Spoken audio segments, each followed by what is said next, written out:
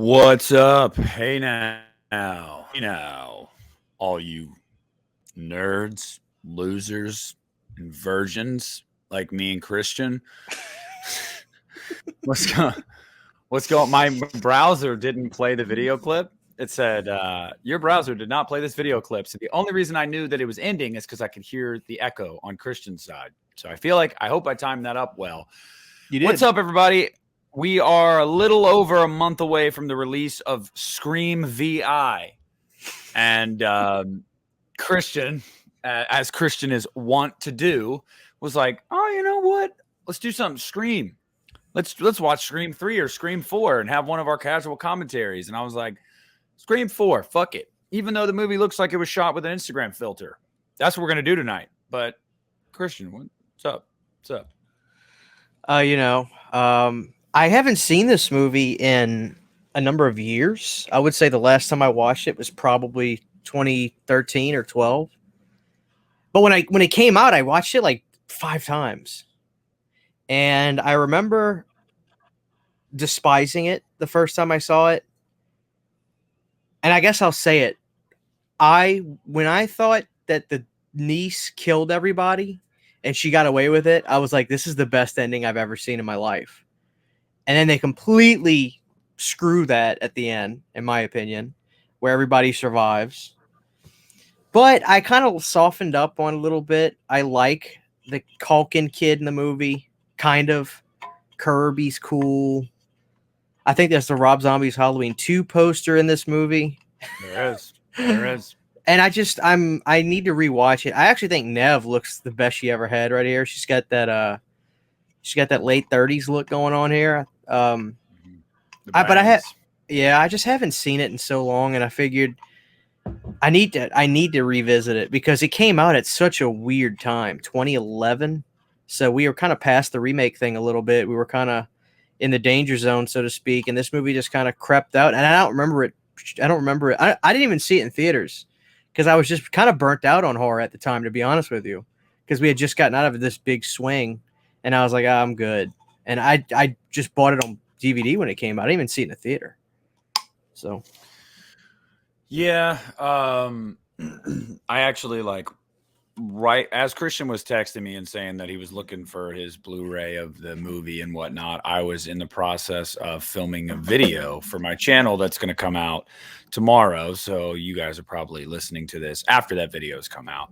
Maybe not. I don't know. But and it was just about the franchise as a whole. I decided that this month on my channel, I'm going to revisit every movie, do like a revisited review and get in depth with some facts about each movie and all that kind of stuff because we're coming up on Scream 6. But I filmed a video just talking about the series as a whole, why it persists, why it works, what makes it so solid, and why you should have optimism for Scream 6, even if there is no Nev. So I'm excited about putting that out because we've talked about it on here before. It's just a really consistent franchise front to back. It is obviously most people would probably say the first and second one, those are the highest of highs. I would disagree because I think the fifth one, it's my second favorite. So I think 1, 2, and 5 are really damn good. And then I think 4 is pretty good. And 3 is okay, decent. But again, if decent is your worst, I feel like you're doing pretty well. So, I'm excited to do this. I rewatched all these movies right before 5 came out, but I haven't watched them since. So it's probably been about a year, a little over a year.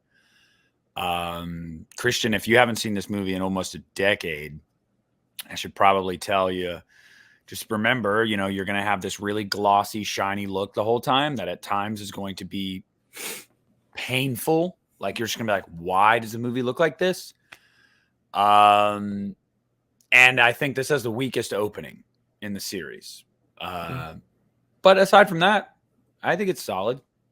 Yeah, the menu screen's kind of just playing a little bit of the movie. And God, Courtney, I know Courtney's had some work done. Fair enough. I think she's gorgeous in this. I'm just seeing clips of her. They all look their best in this movie. The 3 OGs. I think this is the best they've looked. Yeah. I like Courtney Cox. I can't. No, she can die in 6. But then again, I won't be upset if she doesn't. I like Courtney Cox. What's her character's name? Gale Weathers. Gale. I always like Gale. I in 3. I mean, I can't believe they cut her hair like that. Yeah. Or Yeah. if like they were just like, we need to go for like the short bang look. Like, I don't know what the hell that is. That is the biggest WTF in a movie I've ever seen. It's pretty bad. Just no idea where that came from. Yeah, it's pretty bad. And Courtney still talks about it to this day. Like she was like, it's bad. But yeah, man, I don't know. You guys know how these things work. We watch the movie, of course, but we probably pay attention to it 10% of the time. The other 90% of the time, we're talking to you guys while it's just on as kind of background. But if you want to watch along with us, please do. We will comment on things throughout as it goes along, as we normally do. Yeah, anything holding back, or you wanna hit play on this sucker? We can hit play and then let it rip. If I can find my goddamn remote, there it is. Okay. Oh, you're probably at 0-0. No, I'm actually at 0-1. I'm at 1 second. Oh. Yeah. All right, give me a second. I got the anti-piracy. Yeah, the anti-piracy you can't skip through, unfortunately. Actually, I'm at 5 seconds with the Dimension logo, like almost complete. So let me know. Okay, I'm good. Where are you at? Just like you said, the Dimension logo is about to hit the background all the way. All right, y'all. We're going to hit play on this bad boy in 3, 2, 1. I'll gut you like a fish. Does he say that in this one, or is that an older one? He says it in this one. And you hang up on me again, I'll gut you like a fish. Yep. Okay. It's weird that this movie is technically vintage now, I guess, right? It's 2011. That was, holy shit, that was 12 years ago. Yeah. That's I talked crazy. about that in my video too, about how the difference between 4 and 5 is stark. Like, 5 made a lot of money and did really well, and 4 not so much. And you might go like, well, there was like a 10-year gap in between both of them. So like, why did one do well and one didn't? Well, 5 came out in the midst of a new slasher craze, whereas 4 came out when nobody gave a shit about slasher movies. Like, right. Yeah, this was a really weird time for this movie to come out. This was one of the final nails in the coffin for the Weinstein Company. They were on rough footing, as it were, and they thought, why don't we go back to the well and do another Scream, and that'll really make a lot of money and be a big success, and it was not. No. Damn it. I want to say it was a TV show called Degrassi that I recognize this broad from. Probably. Yeah. I didn't watch the show, but probably. Yeah, she looks so familiar. But it's interesting, man, because the technology here it's like new age, but like look at the cell phones. I had the phone where you flipped it up like that, boom, and then you had the keyboard. Yeah, I don't miss that at all. No, I actually found my old phone from 2012 the other day. It's in my room. You flip it up. It's got the keyboard. Yeah. I wish I still had some of those things. I'm sure I have a Razor. Everybody had those, man. I'm sure I have one of those things stashed away. I know I had a silver one and maybe a blue one. Yeah. Yeah, I had a silver one at one point, I think in like 2010. I remember when I got my first cell phone, it was under Singular, which was before, I guess, AT&T bought them. What were the other cell phone companies before? It was Singular Wireless. There was Virgin Mobile was popular. Virgin Mobile was one. Damn it. There's one of them that Verizon bought out too. But I'll be damned if I can't remember. Do you remember how cool it felt to text people? Like at that time, it was like, holy shit, we're so connected. Yeah. When I was 14, I actually walked up to Walgreens because we had a Walgreens like a half a mile from our house. And I walked up and bought from yard work money that I'd made because I used to mow lawns in my yard, in my neighborhood and stuff. And I bought a prepaid flip phone from Virgin Mobile, and I would buy like $25 worth of minutes at a time on a prepaid card. And I thought I was so cool. Were you a straight talk person ever? No, I would just go load up. So, $20-$25 worth of minutes, which would be like, I don't know. I think it was like $20 was 200 minutes, but most of it was texting that I used it for. And then when I was 15 was the year that my mom officially put me on the Verizon plan, but it was a shitty little flip phone. But I didn't care because I had unlimited text for the first time in my life. So, damn. Yeah, this opening's kind of trash though. Like, I get what they're going for. It's like this movie within a movie, this meta commentary on meta commentaries, and like, but I feel like it's like a little too jerking yourself off. Yeah. Like personally, well, I mean, the greatest one is always going to be the first one. I don't think you top that. No, but I gotta say, man, Scream 3 is my least favorite in the series. I love that opening with Cotton Weary, and I think that's a really good opening. Dude, I want to like that movie so much. I don't want to dislike any of these Scream films. Dude, Scream 3 really isn't that bad. Like, it's just the thing about Scream 3 is I think it has the weakest characters because you get this like half of the movie with a bunch of these like actors that are playing the characters in Stab 3, and they're just awful. Like, I can't stand them. But like when it's focused on the OGs, and the third act of Scream 3 is awesome. Like, I love that it's only one killer. I love that it takes place in the, the estate where Halloween H2O was filmed. So like every time I'm watching it, I'm like, oh shit, like that's Halloween H2O. And I love the whole twist of like Roman is her estranged brother, and like all of this shit was set in motion by him from the very beginning. Like I thought that was really cool. So what, they had the same mom but a different dad? Yeah. And it makes sense because Maureen Prescott was apparently a little bit of a floozy, and he basically showed up on her doorstep when he was an adult or whatever, and she wanted nothing to do with him. And from that point forward, he was like, I'm going to kill you, bitch. And he kind of set everything into motion. So I think you could have stopped after the second one once they killed what's his face's daughter, mother. Like I like that. Yeah, Debbie Salt. Debbie Salt's dude. She was so good in that movie. When that 4K came out, I revisited it and I was like, this is kind of good. Like I don't think Scream 2 is really that bad at all. No, Scream 2 is a very good sequel. But I just pray to God they stop the 30-minute monologue shit at the end. They can't. That's the formula. But that's what pisses me off about Scream, and this is why I truly hope this Scream 6 is going to do something different. I'll say it again. I've said it a billion times. I will die on this. The first Scream just shook everything up. You didn't know what the fuck was happening, and all the goddamn sequels are the same formula of the first movie with little exceptions. That's the antithesis of Scream. So it's just, I need something. And Scream 5, I like it. I'm with you. It's a little long-winded at the end. It's just not bad, but it's a little long-winded. It is, but Scream 5 took risks that they hadn't taken in this series up to this point, and that's why I think I like it so much. Like, you kill one of the main characters, one of the beloved characters, and not only did they kill a main character, it was in a pretty brutal way. Yeah. The opening was different. This person survived.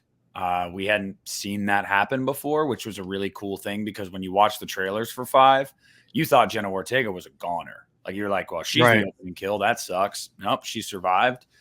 It took some new risks. I liked it. And from what I know of 6 thus far, it's going to take some risks too. And it's probably going to piss some people off. But I think it looks fun. People were up in arms about Ghostface with a gun in a convenience store.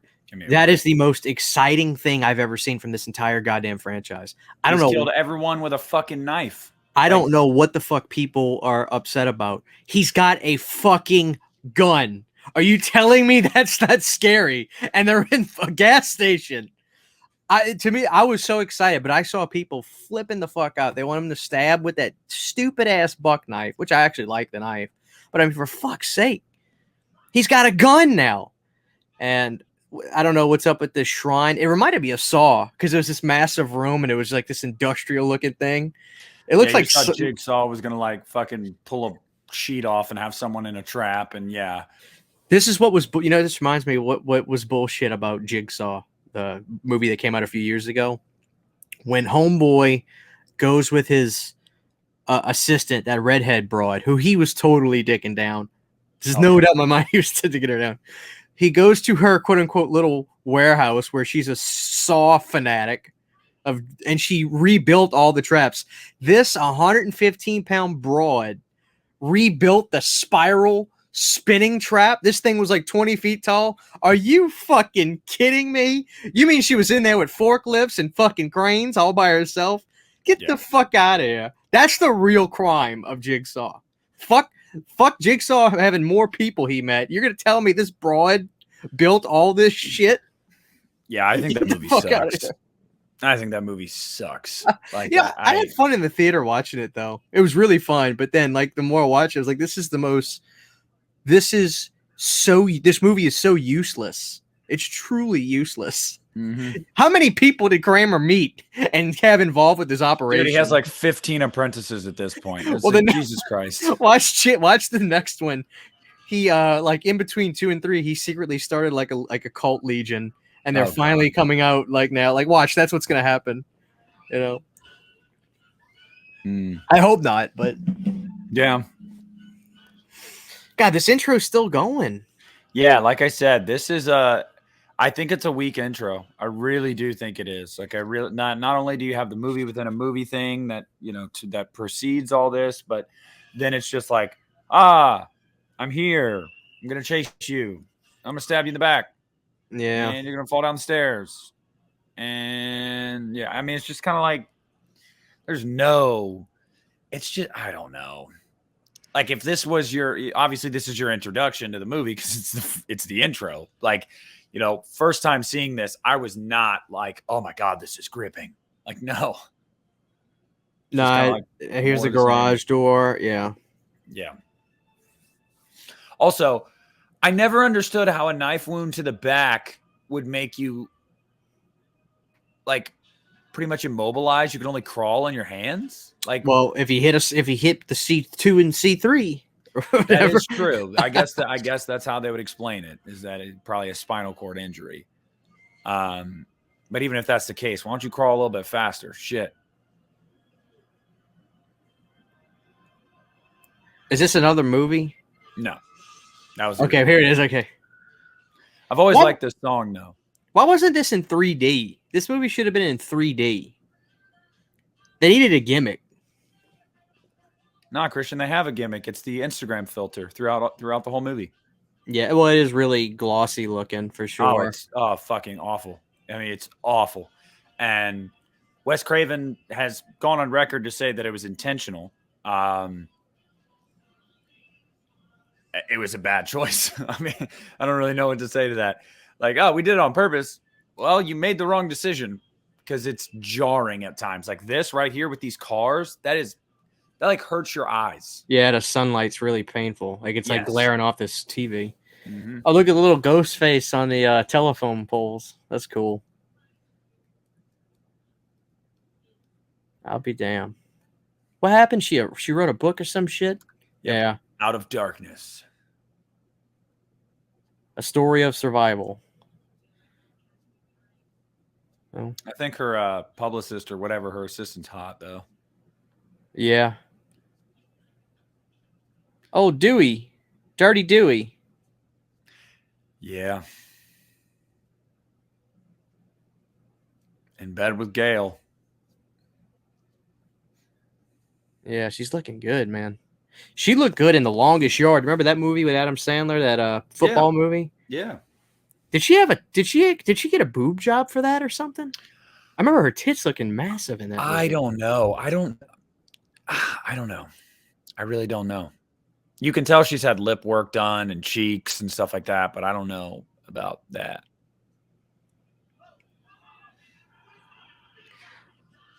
Kirby. I love this broad. Kirby's great. I think she was in not Hell House. What was it called? Hellfest? That was her in Hellfest, right? Or is that a different girl? I don't know, because Hayden Panettiere went through she went through a really bad breakup where and she quit acting. for a few years because like mental health and like what she was dealing with in her life. But no, she was not in Hellfest. Well, it was a similar type chick in Hellfest that I dug too. She was. The last movie she did was in 2016 before Scream 6. So, Well, how'd they reel her back in? High profile, they, I think.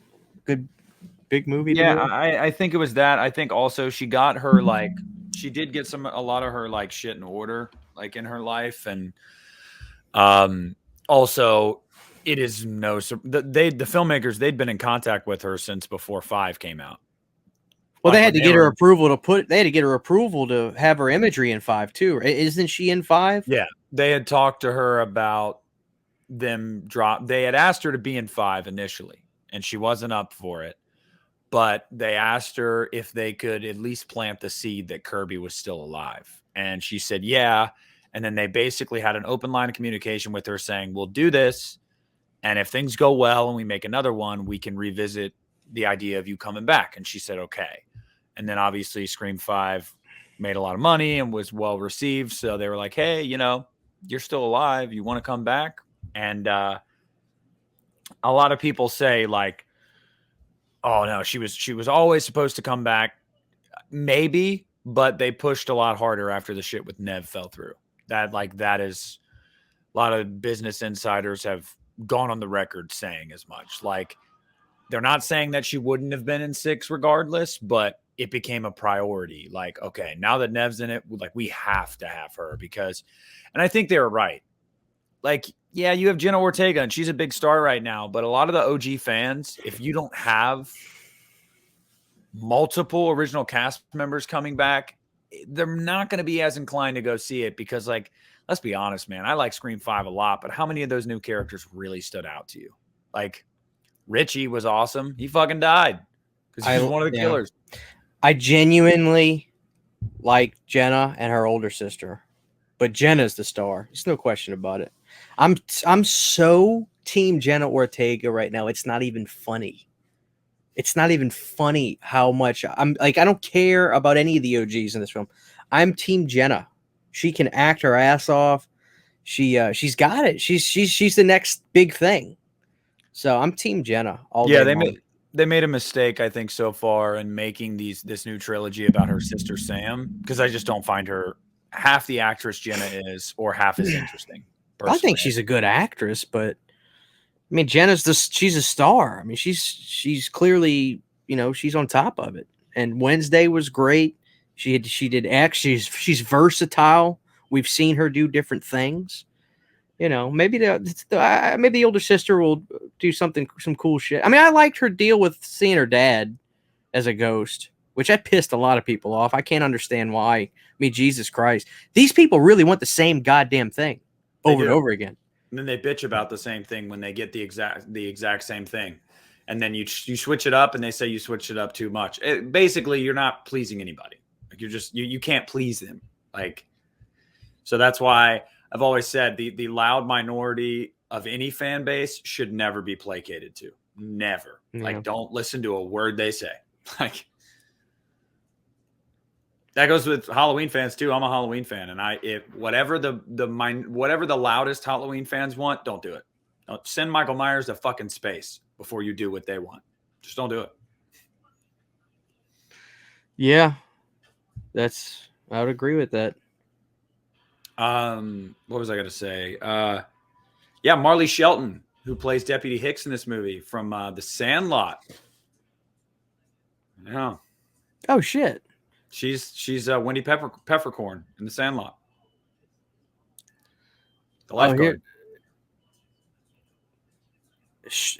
He's streaming. What has he got on his head? The hell is this? Yeah, it's like a, I love like vlog. That's Culkin. Look at that bastard. Hey, dude, did you see that movie he did where he runs like a record store and he starts like a metal band? No. Oh my god, it's called what is it called? It was fucking crazy. It's one of the best movies I've ever seen. Lords of Chaos. You need to see that. I've heard of it, yeah. Jesus, it fucked me up. That movie was brutal. Yeah, that was Rory. He was really good in that. That shit was crazy.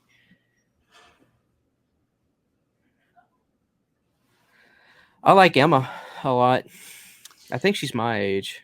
I like Emma, but I don't care for her in this movie. I love her. She's a fucking. She hates everybody and wants them all to die. Yeah, and she wouldn't stand a chance against half the people she supposedly kills in this movie. It's like Amber in Scream 5. Like Richie, and before anybody said, no, it is not a male-female thing. It is a she's 5 feet tall and 90 pounds soaking wet thing. Like, I don't know. Like, you overpowering people much bigger than you. I don't know. She's A lot no of people Debbie took issue Salt. with that. No, a lot of people took issue with that in Scream 5 with Amber.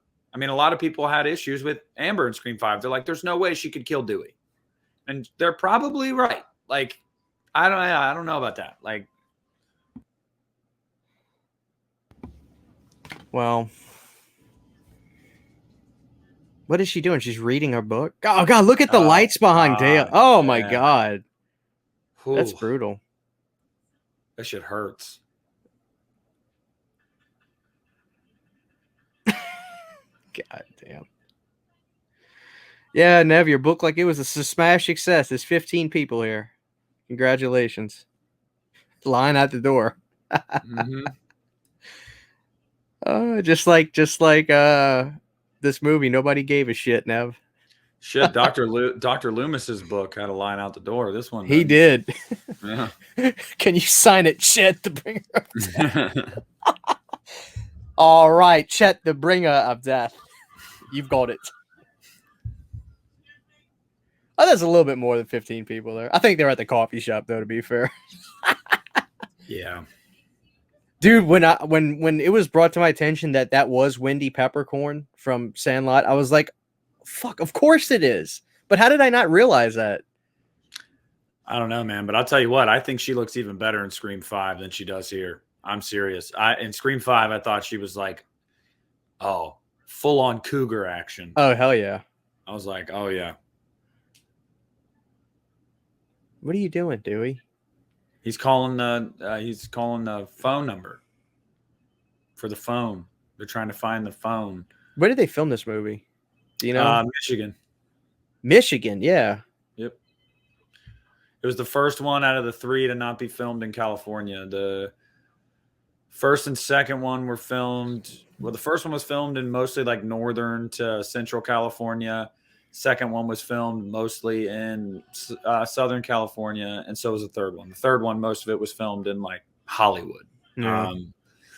Because when I was in when I went to California for that week, I wanted to see some of the filming locations of Scream, but the only Scream movies locations I could really go to see were Scream 3.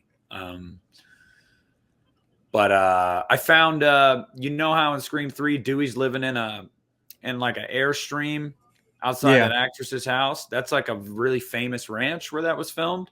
And it's in the Hollywood Hills though. We drove to the street that's right below it. And like, I took pictures of the Airstream. It's still there. They still have the Airstream there in the same spot it was. And like, you can see like the ranch, which was the house from that movie. But the only way to get on that property is to hike up like near the Hollywood sign. And we had an 8-month-old at the time, and we were like, yeah, we're not doing that. But it was cool. The Airstream's still there. And like, yeah. But then Scream 4 was the first one to film elsewhere out of California. And I don't know why, because this had the biggest budget of all of them. This budget was $40 million. And you would think like, maybe they're filming in Michigan to save money. No, because they spent more money on this one than the other. I'll be damned. I also wonder how much more money it cost to shoot there at that point too. Yeah. You know. Did you see Sean Clark's last podcast where he had Dick Warlock and Nick Castle on? Dick and Nick. Did you see it? I saw some of it. Yeah. Yeah. Dick started talking about how him and Kurt Russell like got into a fight or something, and then they stopped talking, but he never went into detail. And that threw me off because Dick talked about wanting to reconnect with Kurt again, but he had to find out a way to get in touch with him. But I'm wondering what the hell happened with them two. I don't know. It's so funny how Nick Castle has like just embraced being the first Michael Myers now. Like Dick Warlock was like I don't really like horror movies, and I've never seen any of the other ones. They asked me to be an H2O, but I was like, nah, and shit like that. And Nick Castle, he's got all his masks behind him. He's wearing his Halloween hats and shirts in the video. He's got his little dolls. He just looks like he looks like Saint Nick now. He's got all his white hair. He just looks like Santa Claus. He does. So, but the funniest part was where Dick Warlock starts talking about what he used to charge at conventions. And then he was talking about how everybody's charging more now. And it's the funniest thing because obviously Sean is in charge of running, or he manages all these people. And obviously now all the rates are way, way higher. And you can see the uncomfortable look on Sean's face where he's like, hey, let's move on from this subject. I don't want to talk about what people are charging for conventions nowadays because I make money from this. So he quickly tries to change the subject. Yeah. It was funny. Oh, fuck, man. Dick's like, yeah, I used to charge $10, man, at these conventions. Now it's like getting higher and higher. Now it's a minimum of like 40. Oh, shit. It is. It's ridiculous.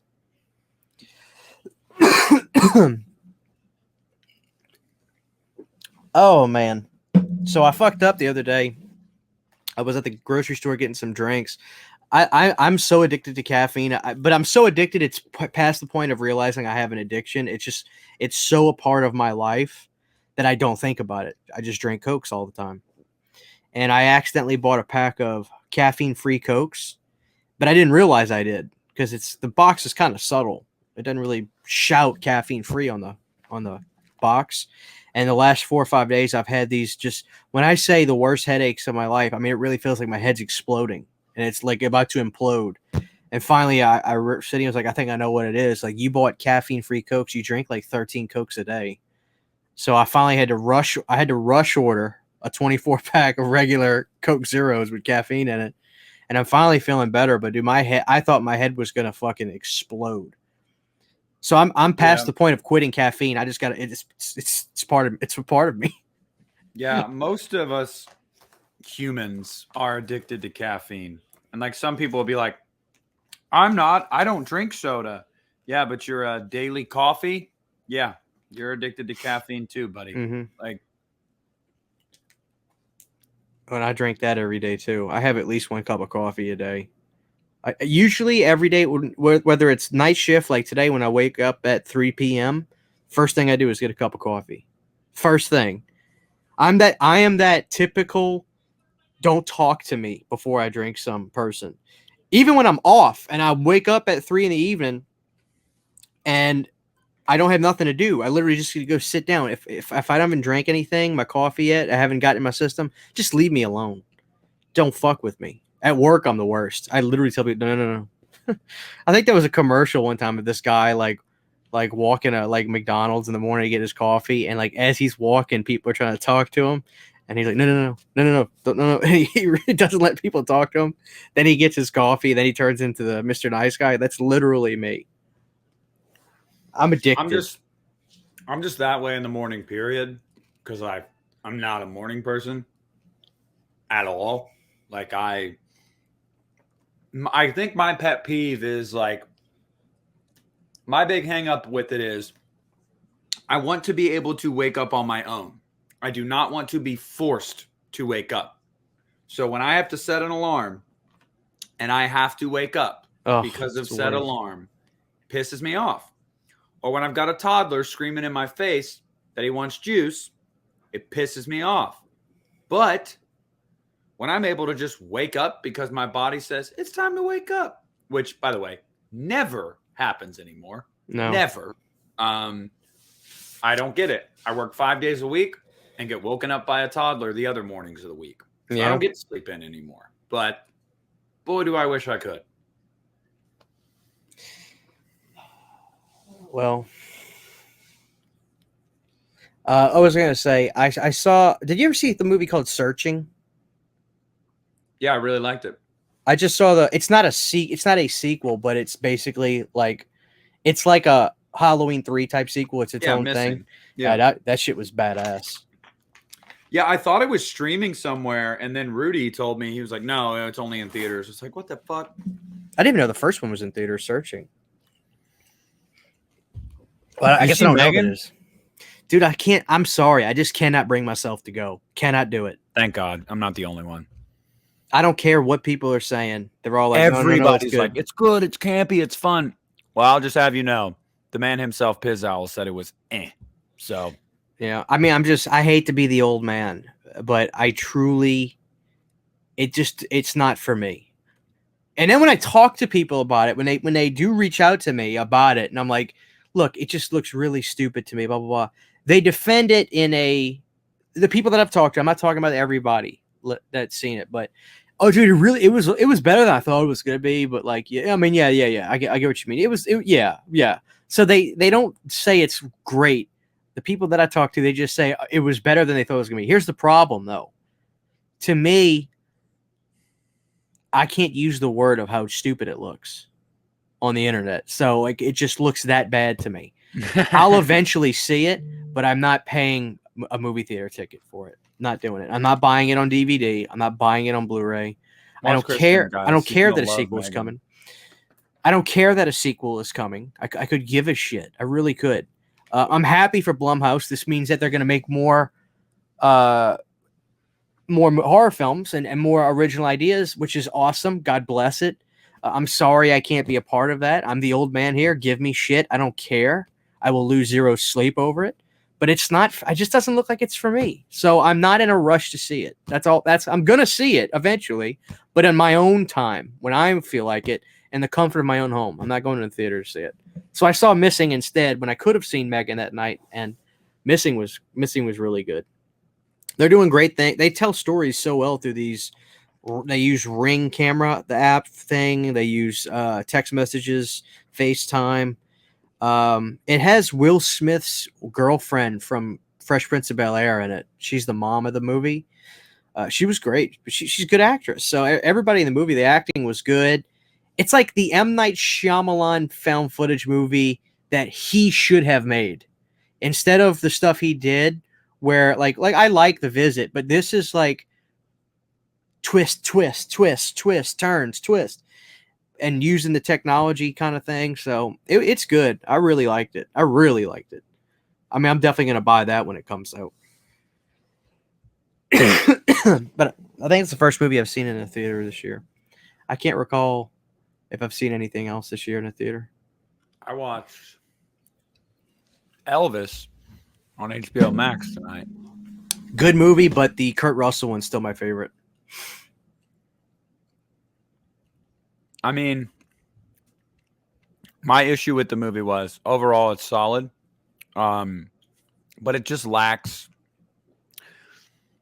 cohesion is what I put it. Like it's edited so weirdly, and like Baz Luhrmann as a director is very like eccentric and over the top. So like it comes across almost, it's just not as like narratively gripping because it's jumping from thing to thing.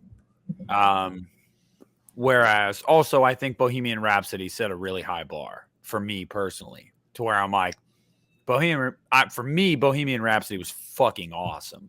And I just don't know how a biopic is going to be on that level for me again. Like that movie was awesome. You know what my problem is with Bohemian Rhapsody? Dead ass.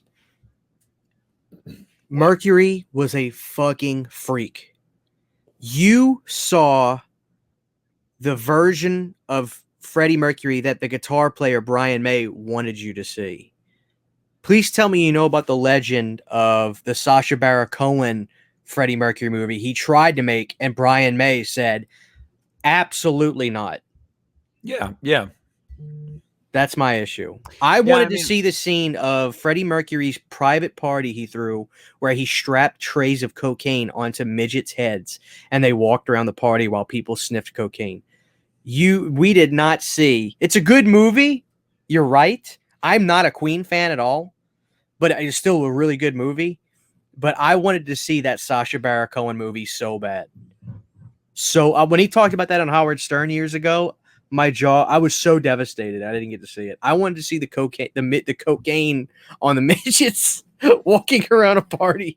I hear you, but Sacha Baron Cohen could not deliver the emotional depth. Totally disagree. Disagree. He looks like he could have been a great Freddie Mercury. He looks like it, but Zero. Rami Malek as an actor shits all over Sacha Baron Cohen. I disagree. Rami Malek is a phenomenal actor. I think you're not giving Sacha enough credit at all. I think Sasha is very one note, and with that one note, he does really well. Bullshit. The character he plays in Talladega Nights is the same character he plays in Borat. It's the same character he plays in Bruno. It's the same character. No, dude is mega talented. Just watch the Actors Roundtable he did on YouTube with the Hollywood Reporter. But all those guys were talking about how good he is. Maybe all those actors, but I don't think he has ever really branched out enough to show that. And I think that's fair to say. I think he found a character that works for him really well, so he does that most of the time. So you don't really get to see the other things he might be able to do. Oh, I've seen him in dramatic roles. The dude is a motherfucker. I'm telling you. They're not popular movies, but he is a badass. I just wanted to see the cocaine on the midgets. Yeah. Christian, they call them little people now. There's actually a small person at work, and he says, dude, I don't see why the word midget is so offensive. I really don't. Call me that. I don't care. What happened? When did that become an offensive word? I have no idea. Little people, dwarf. Like, what's the problem? Garden gnomes. Now he might not like that. No, I'm just kidding. Yeah, I really don't know, man. I really don't know. I think they have other things to be concerned about other than what you refer to them as. They are already at a great disadvantage, with their physical limitations. I don't really think they give that much of a shit about how you refer to them. Who wrote Scream 4? Kevin Williamson.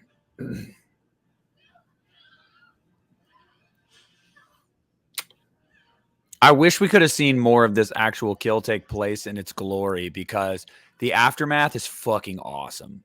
Is it in a deleted scene or no? I'm not sure, but this aftermath is brutal. There's blood everywhere. Her intestines are hanging out on the bed. It is gorgeous. And what they actually show is a little bit too cutaway-ish. It's a stab, cutaway, which I get. It was probably the MPAA. No, you can't do that. But even then, this is 2011, dude. We had Saw movies out. We had Hostel. We had all I believe that was cut. And that moment is when he turns her over outside the window is when he slit her open to expose her intestines. And they didn't show that. I'm like, what? Yeah. You know what movies were coming out around this time? I don't know. I saw a dude's dick get cut off in Hostel Part 2. Fed to a dog.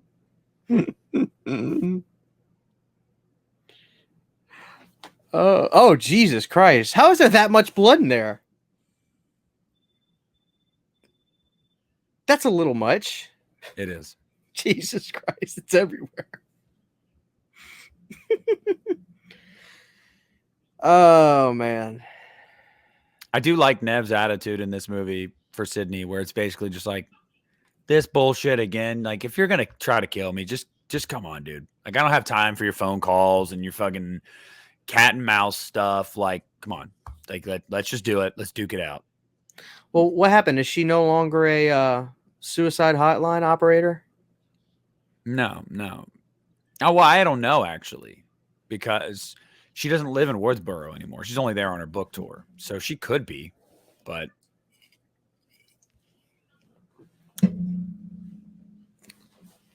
that must be a hell of a job. That right there, guys, I feel like they're going to try to switch it up in Scream 6. That is the mark of someone being a killer, when they only get stabbed in the arm or something. That's how you know that they're not an actual target. Happens to Jill right there. Happened to Richie in Scream 5. That was a dead giveaway. But I feel like these filmmakers are smart enough. They've heard the fans say that. I think they might intentionally try to throw us off with that in Scream 6. I really do. I still say the best way to go is it's just the fact that they're in New York City and there's a bunch of lunatics that live out there. And so they're just trying to kill him. Yeah. No connection whatsoever. To me, that's plausible. There's just fucking psychopaths out there in New York. Shit, now that I think about it, they did that already in Scream 2 with Derek, her new boyfriend, Jerry O'Connell. He gets sliced in the arm, and then everybody thinks, oh, fuck, he's one of the killers, and he actually doesn't end up being one of the killers. Yeah, but I think, would you say though, that when it happens to the boyfriend of Nev in that movie, it takes away mentally, you don't think about him as much, you're thinking, oh shit, it's the boyfriend, it's him. Yeah, well, I think the first time I saw Scream 2, and I think most people would agree, they thought that Derek was a part of it. You know, it was like, but why would they make creepy? He does that whole fucking I think I love you. Oh, what cringe. am I so afraid of? Oh, it's fucking awful. Awful. I really don't feel like bringing this up again. But seriously, why would they make Jamie Kennedy's character die in literally the smartest character? Why would he die in this most dumb way? What happened there? I think that might be the irony of it. Honestly, I think that might be a sick joke on their part. Like, that's the irony of it. He is so smart, and he is that character that you wouldn't expect that to happen to. Like, I really think that's all it is. Which is shitty. Really fucking shitty of them to do that, but I just miss him so much. I love Jamie Kennedy. He's got the best YouTube channel too. But maybe we could bring him back as a ghost. Fuck it. Oh shit. Dude, here's the thing. I don't remember what this was on. Oh, I just made a community post. Said, "Hey guys, I saw the trailer for Scream 6. I'm down to clown with this. I think this looks fun." I'm really nervous about how many people are going to be totally let down because I saw at least half of the comments saying Stu is in this movie. And I don't know if he is or not. I could give a shit, quite frankly, but I feel like a lot of people are hedging their bets on their excitement of him being in this movie so much that when he's not, more than likely not in it, because it's 2023, you're not keeping that a secret. It would have been out there already. I think you need to just stop thinking that. But dude, when I say people are like, they are saying, I can't wait, I know Stu's going to be in this movie. He's the one with the shrine. I'm like, dude, what's going to happen when he's not in it? Are you just going to hate it now because you set yourself up so much? Because you wanted to see Matthew. Trust me, I love Matthew Lillard as much as the next guy. He's great. But I mean, come on. He's not in it, I don't think. No, he's not. He's not in it. That's not to say that they couldn't be building into it for Scream 7, like for like the finale of this new trilogy and everything. But he's not in this movie. And yeah, I think some people are going to be upset. But at the same time, I'm of the mind that I don't think that's going to happen. Like, I just feel like these writers and really just anybody associated with Scream in general, like, I don't think they're one to cave to the public pressure or expectation. You know what I mean? Like, I feel like bringing Stu back to them would seem lazy. Like, a lot of the fans would probably like it. You'd also have half the fans that would say that's fucking stupid. Like, he clearly died. I do agree that he could have survived that. Honestly, I do think he could have. I've seen characters in other movies survive far worse, and I've accepted it. So I could accept it that he survived. Dr. Loomis. Dr. Loomis blew himself up. Yes. So, like, and he kept going. Accept it, but I do think that it would just be too easy. Like, I feel like they would feel like it's a cop-out, so I just don't think it's going to happen. No. Also, Matthew Lillard called Paramount and Spyglass sexist and misogynist and shit after not paying Neve Campbell. So and I'm gonna be honest with you, dude. Part of that, like, okay, being upset about it, calling Paramount whatever, that's one thing. That's a little much. It's clearly a business thing They didn't agree on the money. BFD. It happens all the time. That means Paramount is sexist? It wasn't even Paramount. It was Spyglass. Fair enough. It's just Paramount's ridiculous. just a distributor, you know, like they're not working out the contract. Spyglass is the one that bought the rights, and so Spyglass puts it all together, and Paramount distributes it. So it was Spyglass that was like, hey, but a lot of people railed against Paramount. It's like, you're going after the wrong people. Like, well, they don't care who the right people are, man. They just want to give their fucking 2 cents on the internet where it goes into a void where nobody gives a fuck what they say, but they're going to say it anyway. Like, do you guys really think I have the time to go on Twitter to talk about how, oh my God, Nev Campbell, she got screwed by Paramount, Spyglass. No, like, shut the fuck up. And here's the thing. Nick, you sent me a screenshot of somebody who was like, if you support Scream 6, you're a racist, whatever. Like, I truly... You're a sexist, misogynistic pig. I'm looking at the camera right now, okay? You're an idiot. All of you people that think this, you guys are killing me. Do you not have enough problems in your own life? Like, you really... Here's the thing. You really don't give a fuck. That's the truth. You really don't. But you need to grandstand about bullshit. It's a fucking movie. Guess how much this affects Nev Campbell's bottom line? She probably makes more money in one convention weekend. I just Googled her net worth, Christian. $10 million. Yeah, she's on net. Like, you guys are killing me. I mean, truly, sometimes I can't believe we walk the same planet together. You guys are fucking killing me. Stop it. Yeah, so guess what? I'm going to go see the fucking movie. And if you think I'm a sexist because of it, I will sleep just as good, whether you like it or not. I mean, stop it, people. You guys are fucking killing me with this bullshit. Like, I'll just call it out for what it is, because everybody in the fandom knows. And I mean, it is what it is at this point. I'm also pretty sure he's the one that created the bot account that called you and I, said our podcast was a failure and that we were pathetic asking people to listen to our podcast and stuff, that I showed you on Twitter the other day that he said to us. The guy's name is Kyle Blackmore, and he was actually arrested, like detained at least, off of the set of Scream 6 because he was stalking the set. That's that guy. Like, he was stalking the set, and they had to forcibly remove him, and he got hit with a restraining order. Whoa. I'm sorry. I was listening to you, but say this again. That guy that said that if you support Scream 6, you're a sexist, misogynistic pig and blah, blah, blah. He was stalking the set of Scream 6, and he had to be forcibly removed and served with the restraining order. You're kidding. No. And then now he spends his time on Twitter and Instagram making almost a daily post about Scream 6, saying you're a piece of shit sexist pig if you go see this movie. It is literally like the fucking White Knight. Like, he also creates bot accounts because he gets blocked by literally anyone of any notoriety at all. He creates bot accounts to talk shit to you. I'm pretty sure that's what he was doing when he called this podcast a failure. And he also he's been spreading lies about the new movie. I'm not going to get into like what they are, because part of it would be spoilery based off of some of the things I know. I don't know the killer or killers in this movie. I do not know their identity, because I intentionally was like, I don't want to know that. I want to figure that out when I watch the movie.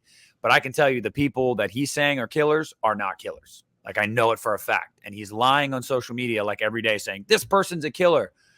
And he's lying to you. He tried to say that he saw a press screening.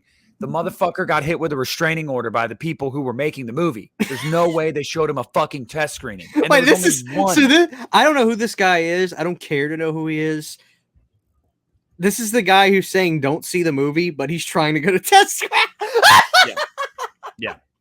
No, he's a you can't make this shit up. No, he's a clown, dude. He is a clown. And his behavior is toxic as shit. He's literally he's the demographic that they were talking about in Scream 5. Like, I could see him in real life killing a bunch of people and being like, I'm just trying to make a better Scream movie than these motherfuckers are. Like, you're literally what they were calling out. And like, some wild people walk this planet, man. Yeah.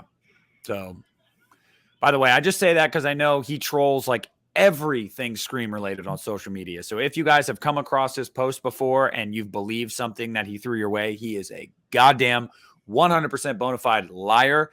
I have spoken to 2 people that saw a test screening of Scream 6 that I have spoken to on many things before, and they have debunked everything the motherfucker says on social media. Every single thing. They're like, that's not true. He is absolutely lying to you. So don't buy into it. You just better to just throw him a block. Yeah, it's nutty shit. He also paid for Twitter. He has 100 followers and he paid for Twitter, so you get the blue phone. There's a Halloween 2 poster. There it is. They got the teaser too. They got the teaser. Now what the hell is this? They have a movie class. Is this extracurricular? What is this? I wish my fucking high school had this. Yeah, I'm pretty sure it is extracurricular. Dude, if my high school had this, I would have shit on everyone in there. Like, because where I'm from, most of these, they don't know shit about movies. Like, especially horror movies. Like, I would have mopped the floor. I would have gladly taken a class like this.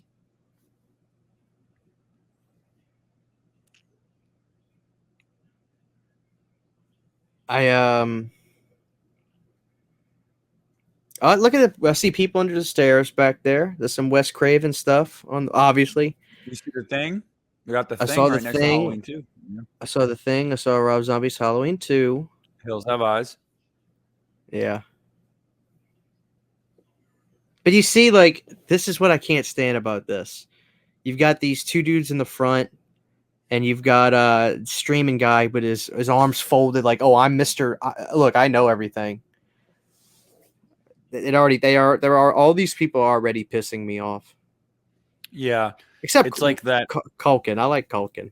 Yeah, Culkin's cool, but they're those pretentious fucks that they're like, yeah, we know all this shit about movies. Doesn't it make us so fucking cool? But it's like, guys, as horror movie fans and movie fans in general, we understand nowadays we're kind of nerdy. And like, that's fine. But like their persona of like, yeah, look at all this movie knowledge I have. Don't you totally want to blow me? Like, that's not a real fucking thing. Like, we are well aware nowadays, if you're that big of a movie buff, a lot of people look at you kind of nerdy, and that's cool. I don't give a shit. I saw Army of Darkness over there. Feast. Look at Feast in the background. Yeah. Wolf Creek. Wolf Creek, yeah. Yeah. What else I got back there? Oh, look at the Halloween. You see the Michael Myers silhouette above Feast? I see it. I've never noticed that before. I haven't until just now either. I was looking over at that wall as you were saying it, and I was like, God damn, that's adult Michael. Yeah. Some Rob's. Oh, well, you know what? I mean, it's Dimension. You know, they were like, yeah, these movies just came out. Remember these? That's cool shit, man. Green Mile. That's interesting. Oh, man. What they talking about movie class? Fuck if I know. Movies? Oh, man. Well, trying to think of what else is going on. I'm going to go get some Pepsi. That's what's going on. Oh, keep it going. I will. My fridge is right there, so. Yep. Guys, I think this broad just grabbed a cheese stick and chocolate milk. And now I want to gag. Is this can't be real. Did she grab a cheese stick and chocolate milk? I think I'm gonna shoot a room tour soon, guys. I got real inspired by Garrett's, and he challenged me to do an MTV style room tour myself.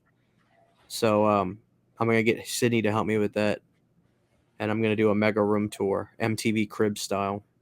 But I've got to straighten up so much shit. I want to get a better desk in here. I love you. So what am I so afraid of? I'm afraid. I saw some Pepsi in there.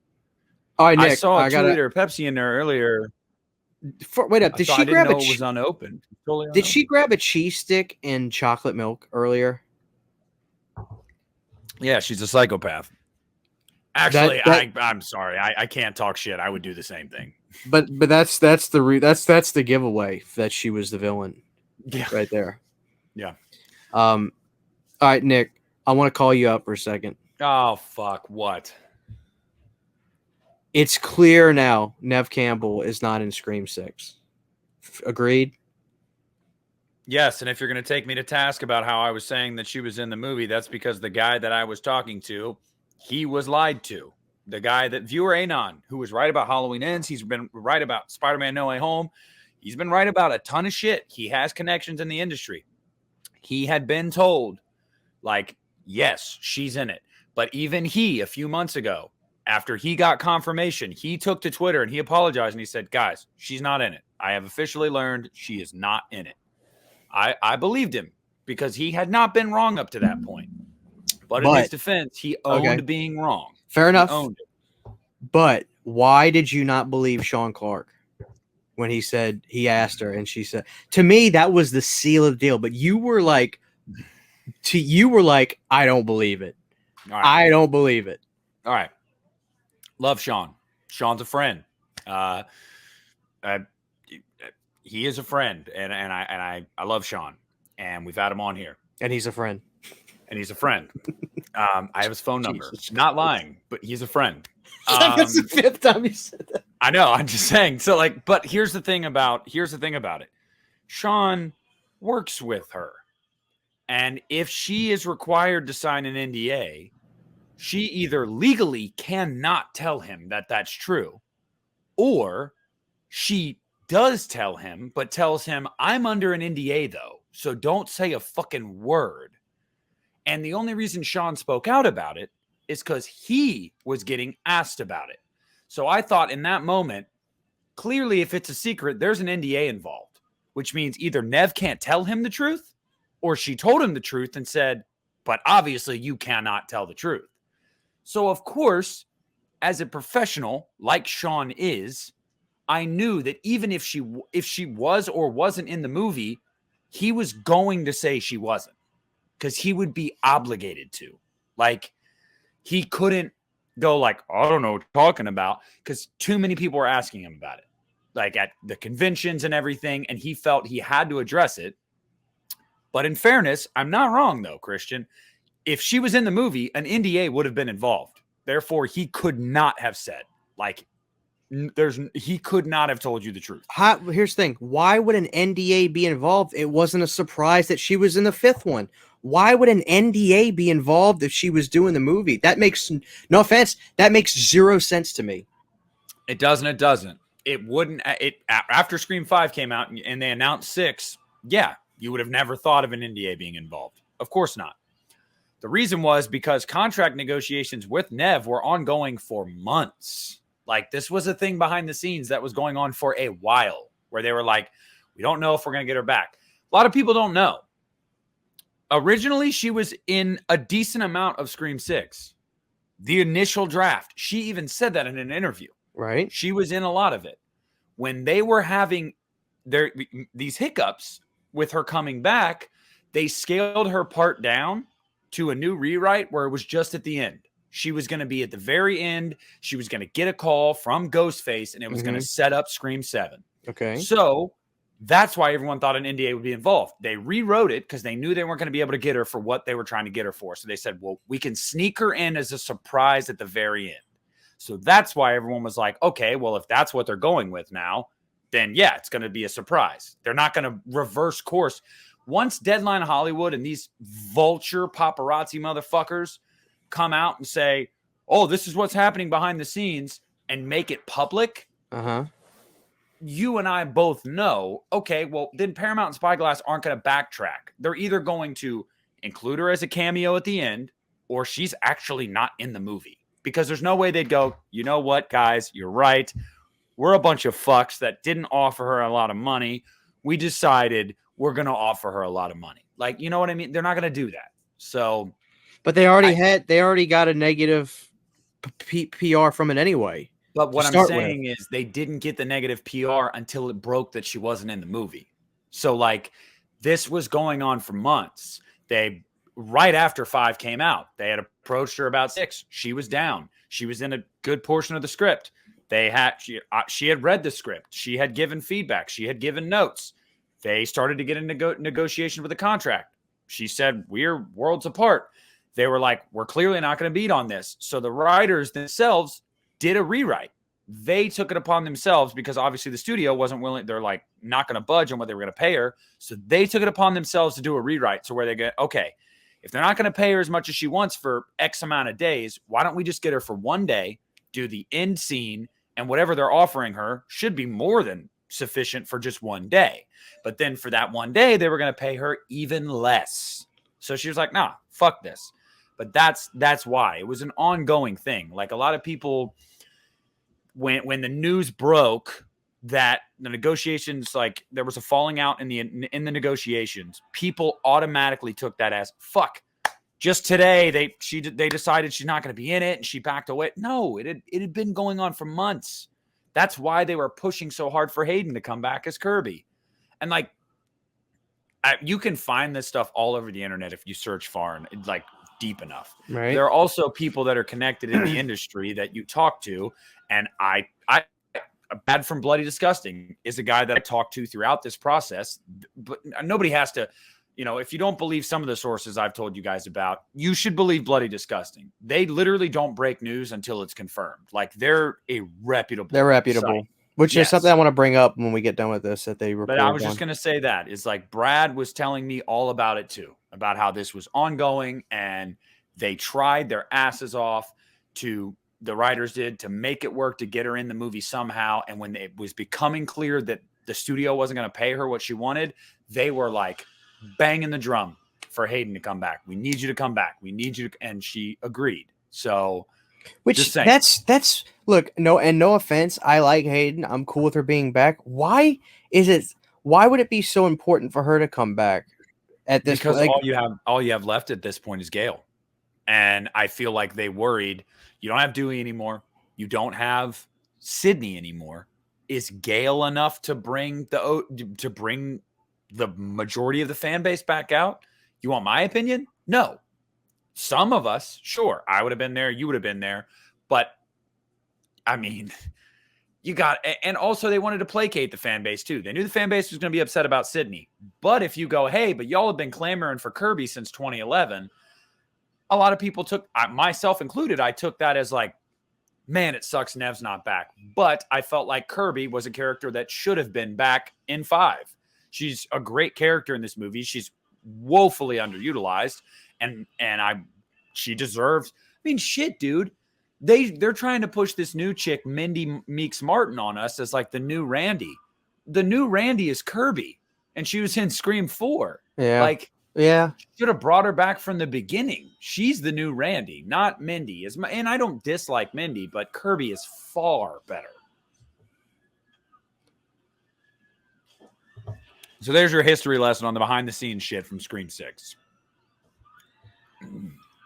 I just think, look, it's almost like they're scared to just place their bets on their new leads, which to me is stupid.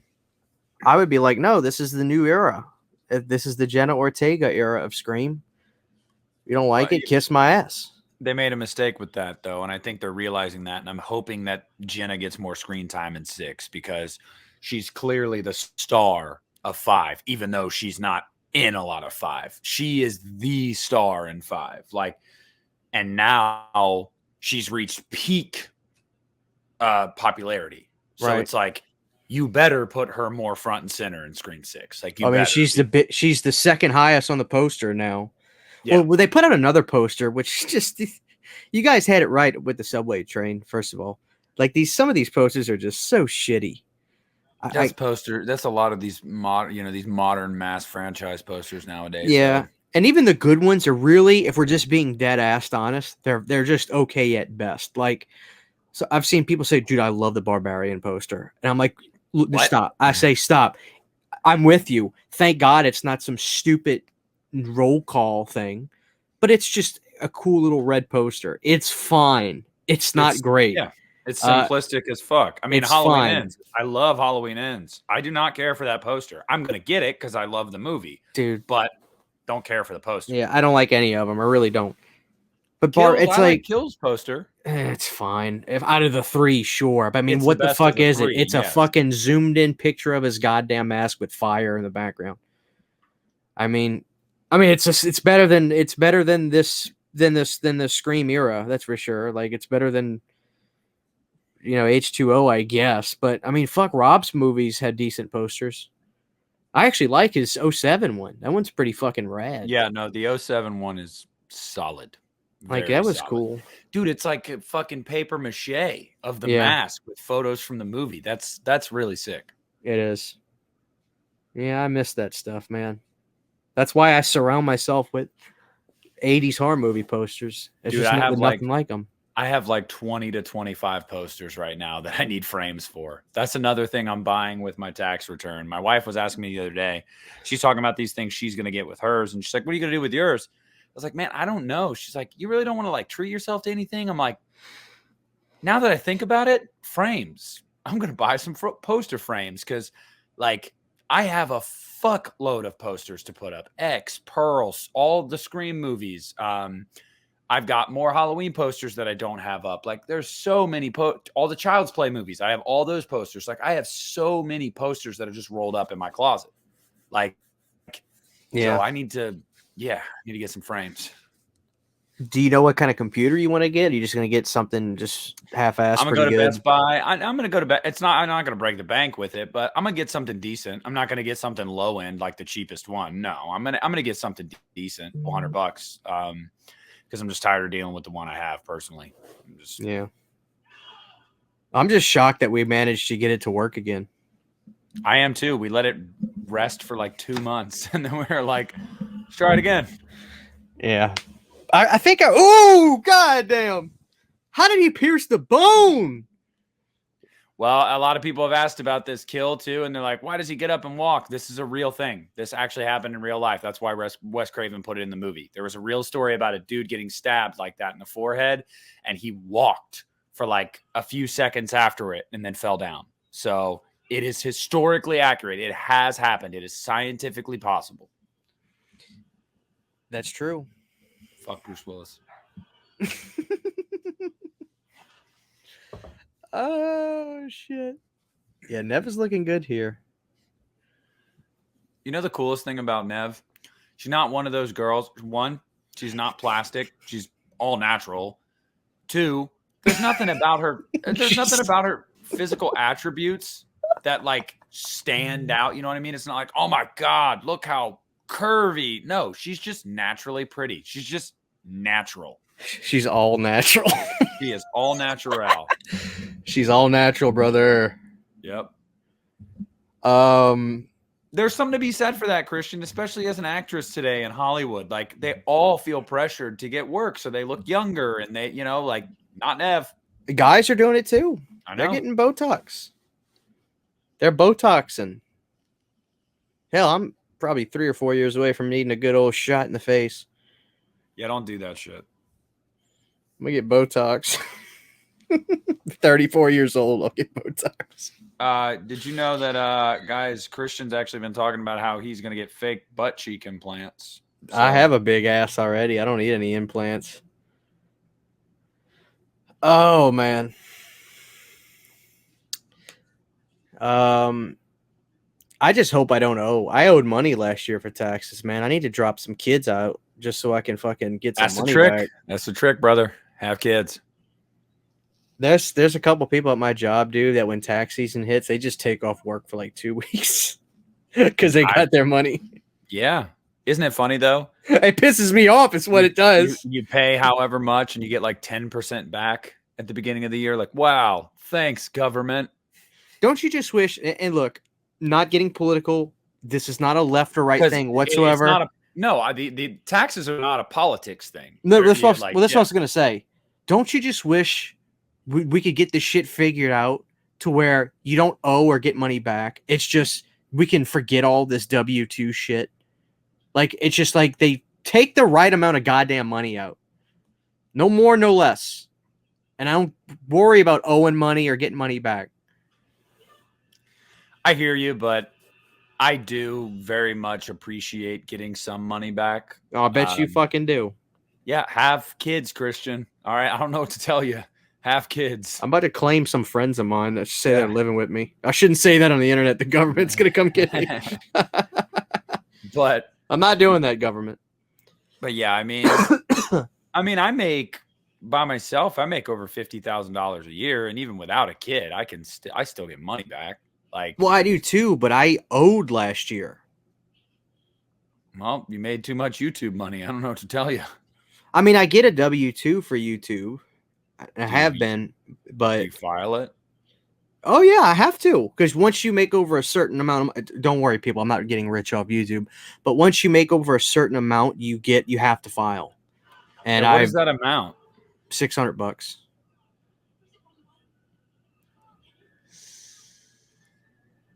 Yikes! So I usually get my W-2 from Google in February or March, so I don't file till around that time anyway. But oh, does she have a knife at the back of her head? Oh, it's in her neck. Yeah, I didn't file for YouTube. Did you get your W-2? Not yet. But I already got my tax return accepted by the IRS. So I'll just have to correct that next year. I doubt. Yeah. No comment. Why don't you? I'm not gonna. No comment. Come after me, IRS. Yeah. I'll give you my dog. Carl? Yeah, fuck him. By the way, you just said his name and his ears perked up. He's on the ground right next to me. Oh yeah. How old is Carl? I'm just kidding, guys. I like my dog. How old are you, Carl? I got you, and when did we get you? I was 21. Yeah, because that was when we were having house parties. When I lived with 3 of my friends, we were having house parties like every night. It was bad. You're 6. Yeah, he's 6. Hopefully he stays young forever, man. I hope not. He's 6 years old and still a psychopathic ball of energy. So, yeah.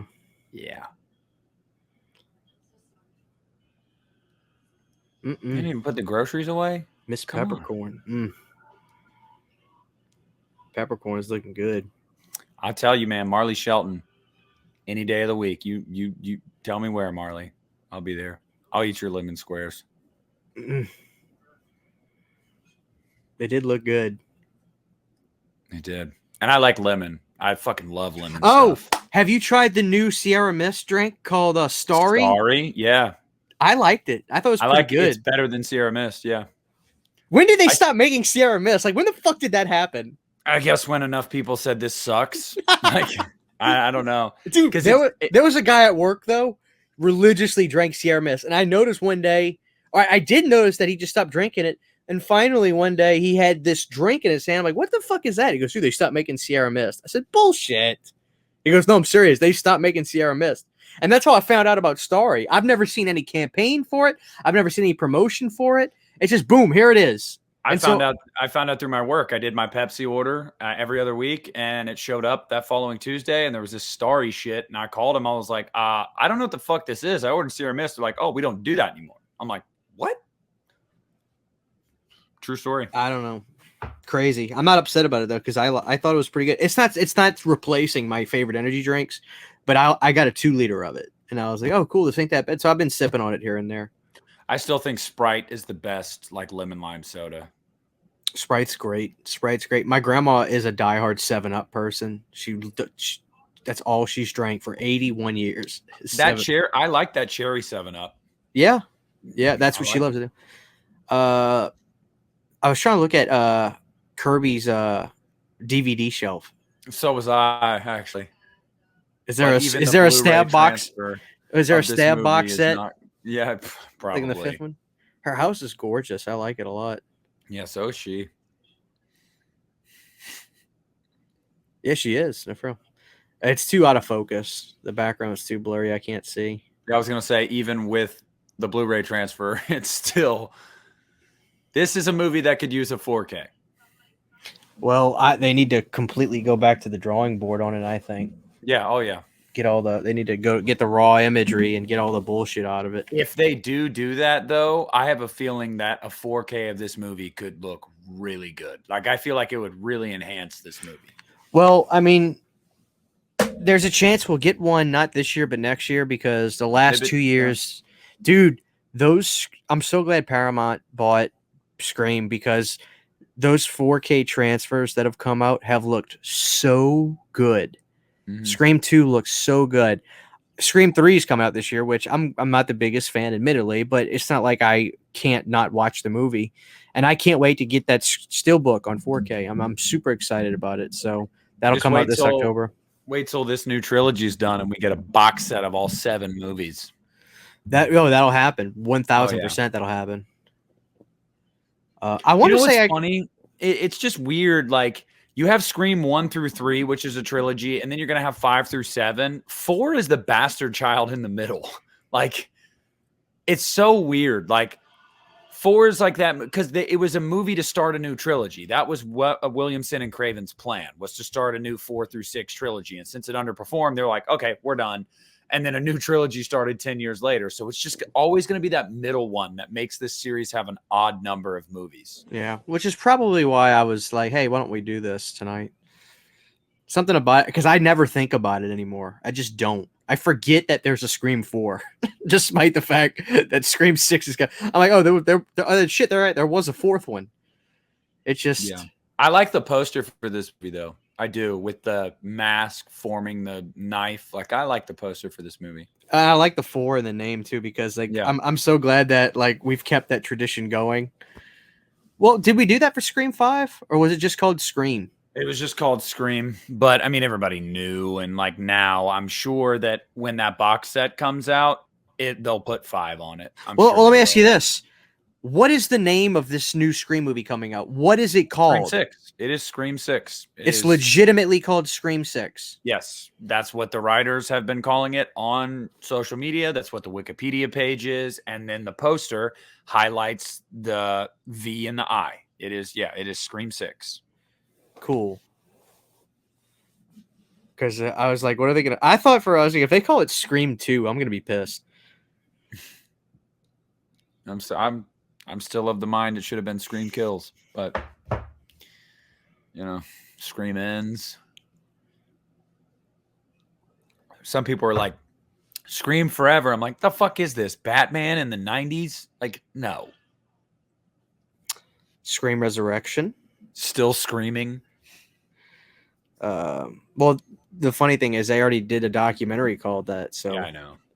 Those documentaries are so fucking good. Yeah. I tell people there's a Blu-ray collection of Scream 1, 2, and 3, and they have those 2 docs on it. I always tell people you need to get that collection just to have Still Screaming and Scream the Inside Story, because the documentaries are just as good as the movie. Like, they're so fucking entertaining, and the rewatch value is amazing on them. I love them. Culkin, dude, why are you worried about how on earth are you going to be worried about killing people when you've got this smoking hot broad wanting you? Like, because what is wrong with you? When he goes into his motive, he makes it. He addresses that.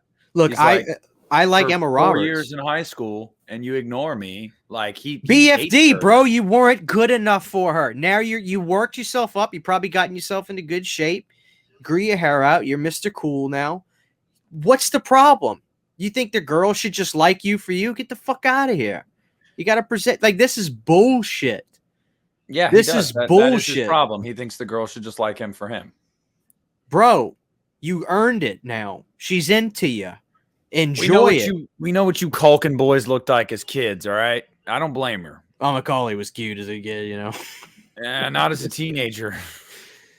I was listening to him on, it was either Joe Rogan or something, and it was interesting because I remember thinking this too. And Joe was talking to him about like what his teenage years were like and stuff like that, and blah blah blah. And Joe made some. I'm assuming it was Joe Rogan. It could have been another podcast, but I'm assuming that was it. And Joe made some kind of comment like, "Dude, you fell off, and like, were you going through hard times? Were you hooked on drugs?" And Macaulay was like, "I never was addicted to drugs ever. I don't know where that came from. I think I just left the limelight, so people thought I was an addict for some reason." But he said he was never on drugs. Did you ever hear that growing up? Like, I remember I thought he was a drug addict, and he was like, "Dude, I never got it. I just got out of the limelight." Like, I don't know what happened, why people thought that. Also, the people that thought the guy from Blue's Clues was dead too. I remember hearing that. Oh, he died in a car accident. Yeah. Fucking Steve, man. Why can't Macaulay get into a Scream movie, man? Shove his ass in there. He can get revenge for his brother. Just say his brother died in 4. Dude, that's Scream 7 right there. Scream 7, Scream Home Alone. I don't know. Now, here's the thing. Is he really gay, or did he say that just to try to survive? Christian, in 2004, Macaulay Culkin was arrested with possession of marijuana, Xanax, Klonopin. Oh, so he was lying. Yeah, he was lying. Damn you, Macaulay. Yeah. Yeah, he did some drugs. Damn it. Let's make Scream 7 have Macaulay Culkin, Frankie Muniz, and Shia LaBeouf. Let's throw all 3 of them in there. You know, I like Shia. He got himself into some big trouble. Yeah, but I respect him because he owned up to all of it. You watched that podcast he did, didn't you? Yeah, he owned up to all of it, and he like doesn't make excuses for himself, and he's trying to. He's doing his thing, yeah. Better himself. Yeah, I mean, he's married to Mia Goth now. Yeah, how did that happen? I don't know. They have a kid, and good for him. Like, I feel like we live in a world where nobody gets second chances anymore. Like, it does not excuse the shit you did. Like, the shit you did is bad, but like nobody ever wants to take into account like what might have been going on at that time. Were you abusing substances? Did you have underlying trauma, anger issues, like all that shit? Like, that plays into that stuff. And for someone to make a mistake and then want to do everything they can to like change their life and be a better person and right their wrongs, and for you to just be like, nah, fuck you. Like, you're done forever. You're done for it. Yeah, that's bullshit, man. Like, be held accountable for what you did, but it doesn't have to be the end for you. Like, you can come out of a situation like that better. And he seems like he has. So good for him. I mean, and good for anybody that is like that personally. I mean, yeah, that was a heavy podcast to listen to, man. I listened to that whole thing. Yeah. I mean, he talked about his childhood. He came from a house of like anger and no love and no support. And like, I was the same way. That people don't understand how that shit can fuck you up, like in your teenage years and in relationships too. Like, my wife and I have talked about this. It was, how hard it is for me to fathom that somebody would want to like, love you and be with you when your entire life you never felt that from anyone, even the people that were supposed to by default. Like, I mean, there's just a lot of factors that go into that shit, but nobody wants to look at that. Like, they want to look from their fucking ivory tower. Be like, oh, I'm so much better. I almost wonder if there is a large sector of people that dwell on the internet that like the feeling of some kind of weird control that they feel with this cancel culture stuff today. Oh yeah, like feeling like they did something. Yeah, they accomplished something. They contributed to the downfall of somebody that they see as lesser. You know what I mean? It's like, sure, you might not have ever hit someone or lied to someone or stolen from someone. Maybe you haven't, but I'm sure you've done other fucked up stuff. And the thing is, your dirty laundry is just not aired out on the internet. So you feel like you can sit in your place of free of judgment and talk shit about other people because people don't know about your skeletons. But I promise you, we all have skeletons. So I don't know. Call it like it is. Shia LaBeouf put his hands on an ex-girlfriend. Like he was physically abusive to an ex-girlfriend. That shit is unacceptable. There's no excuse for that. and he deserved to have his career hurt and his personal life hurt and image hurt because of that. But that doesn't mean that he can't get the help he needs and, you know, try to right his wrongs and put himself on a path, never do that again. And, you know, like both things can be true.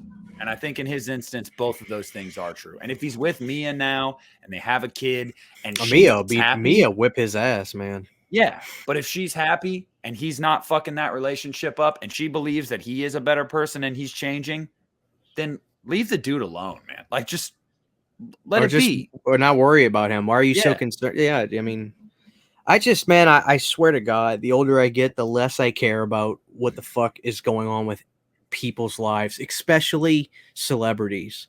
I cannot fathom taking time out of my day to talk about that on the internet. And excuse me, because we're talking about it on a podcast, but I'm working right now. I love what I do. This is part of my hobby, but I also get ad revenue. So I'm working right now. But I want to make that clear. But like to take my time when I could be at home enjoying a meal with my wife, but instead while she's trying to conversate with me, while I'm on my phone typing about cancel this mother effer, can't believe they did this. I can't imagine taking time out of my day to do that. I really can't, guys. Guys, get things you're passionate about and put your time and effort into it, please. This goes back to like people saying don't see Scream 6 because Nev isn't it. Like really? That's what you're most concerned about in life right now. That's what you're concerned about. Yeah. Get the fuck out of here. I swear I'm living in the Twilight Zone, man. Like I hate Twitter now, but I also can't help it. I feel like I'm looking at the zoo when I get on Twitter and I'm on the right side of the glass, thank God. Mm-hmm. And I just see the shit people say. I'm like, you really took the time to say this on the internet. Dude, it's also believe it. It's also something that we don't talk about enough, what Hollywood does to kids. Like Shia LaBeouf got famous when he was a kid still. Like Macaulay Culkin was a kid. Like that industry will chew you up and spit you out. Yep. And it does for kids all the time. And when they're teenagers and young adults, they do fucked up shit because as a 21-year-old, they have more money than they know what to do with. They have more fame than they know what to do with. So they get into drugs and alcohol, and all of their trauma and issues they might have had from their childhood never get addressed because they're like, well, I got all the money in the fucking world. And it's like, I mean, shit, dude. Like, yeah, I can't imagine caring enough about fucking canceling somebody either. Like, the only things that I think that you should never get to, come back from is like shit with kids and like intentional premeditated murder. Like those are two things where I'm like, I'm sorry. Like I'm never gonna, I don't know. I hate to come off of that subject, but I'm watching this scene where McCulkin and Kirby are like, why make it intimate? Like he kept hugging her while stabbing her. No, I think that was how he was like, oh my God, thank you for saving me type thing. She thought he was going in for like a thank you, you just saved my life thing. And he surprised her with a knife in the stomach. I'm sorry. What I mean was after that, she's got her arm around him still, like hugging him while after she gets stabbed twice, like they're talking. I'm like, I think it's kind of sick and perverted. Like, I think that's the point of it. Like, it's almost like the knife is like a substitute, it's like phallic almost in a way.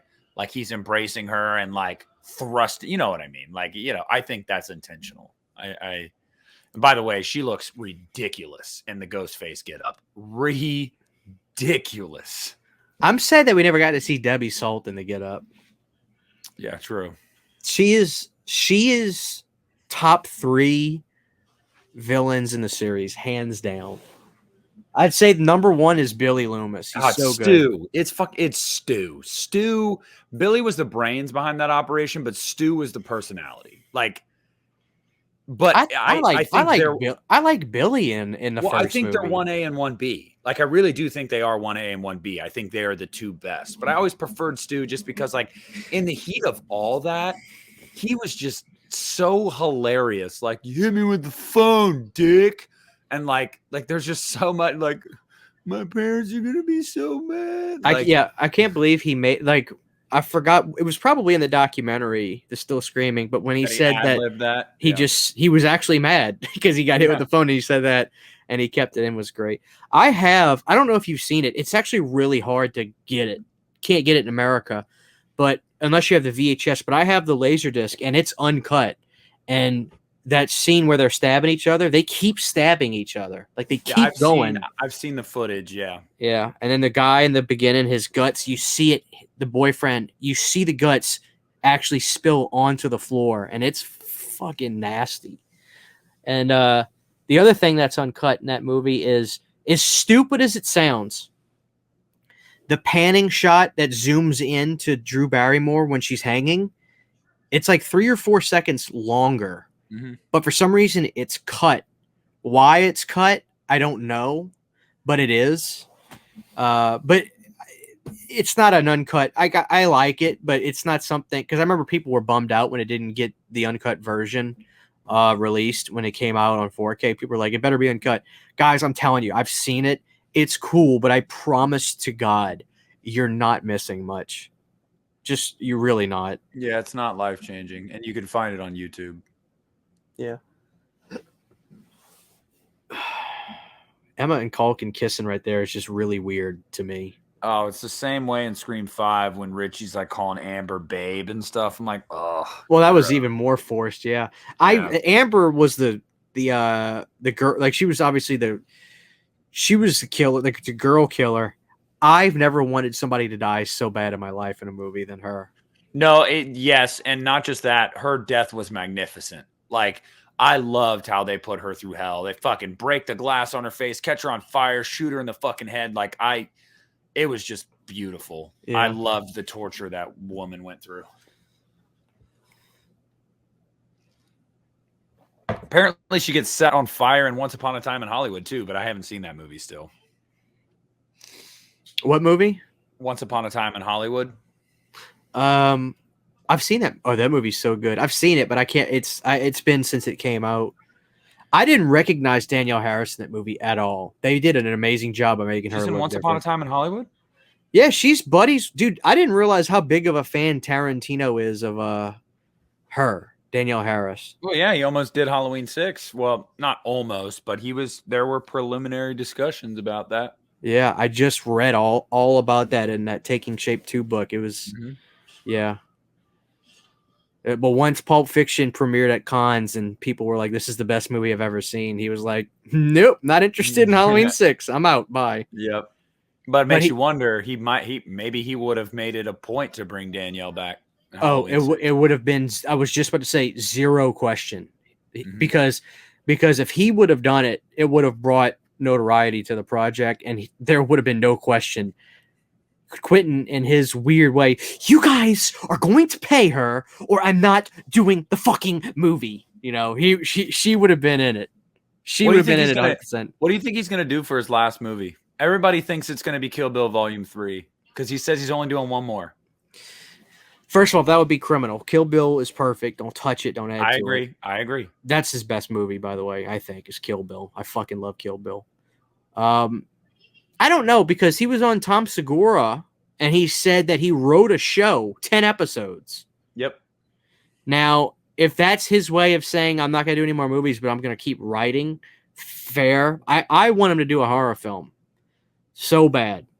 I want him to do a horror film, some kind of like Evil Dead style, humorous, but really gory and crazy. I mean, gore is nothing new to Quentin.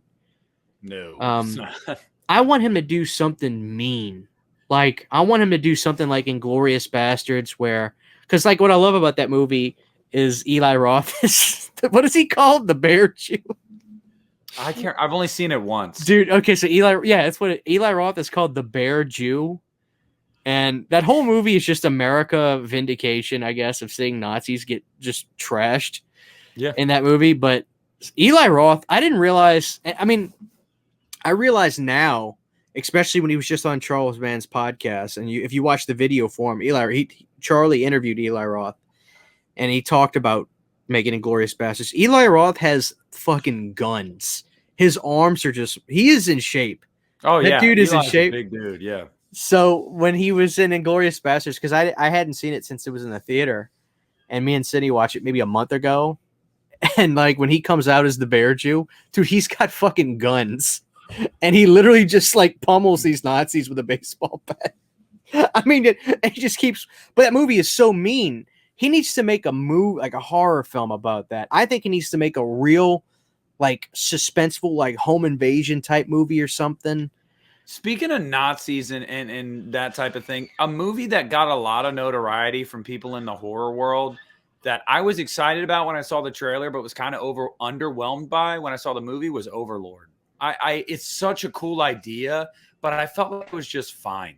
Where the trailers made it seem like, oh, this movie's gonna rule, and I thought it was just fine. I never saw Overlord. I feel like you'd probably really like it. Maybe it's right up your alley, but I just wasn't huge into it. Maybe it was the hype. Maybe it was like, oh yeah, if you're a horror fan, like you're gonna fucking love this movie. Like it was just fine. Now this is where comment right now. This is where she goes way too far by jumping on the glass table. Not necessary. I disagree. I disagree in the sense that in her mind, I think she is right. See, as much as I don't like her character in this movie, this is like perfect. This whole setup that she does is like, you want to make it look like you got beat to almost death too. Like if she's like beat up, but like, she's mostly fine, that's going to raise some questions. If she's on the brink of death too, maybe not. So I get it to why she's like, I have to beat myself to shit. Like, well, if she's willing to go through all that, why didn't she just fucking kill Nev herself? She's with her. Sure, she thought Nev was dead. She thinks she's dead. No, like before this. If she's brave enough to fucking jump on a glass fucking table, stab herself in the fucking chest, if she's brave enough to put herself there, why not just kill Nev earlier? Well, because, they have to have the monologue, Christian. Yeah, well, my point is this movie's pretty stupid. I don't like it. Don't like it. It's trash. No, it's not. It is not trash. We've watched trash. This is not trash. Well, for Scream it is. And then they have the perfect ending. They crush it. Yeah, Can you imagine how pissed you think Halloween ends with pissed off Halloween fans? Imagine this ending. This was the original ending. This hospital ending got added on after the fact because they were like, nah, we can't do that. Was it that or test screenings? I think it was a little bit of both. I think I believe Wes said that like Nev was always intended to survive, but it was supposed to be like on this cliffhanger. Like, oh my God, Sydney died and Jill survived. Like she got away with it.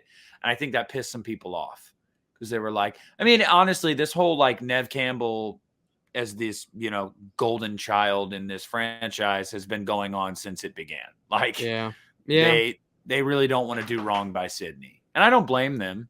I mean, I really don't. Nev Campbell, she is an actress that's done other things, but this is what she's known for. Let's just call a spade a spade. So, like, if she comes back, she has demands. She's made them public. Sydney can't ever die, and she can't be Ghostface. Imagine this.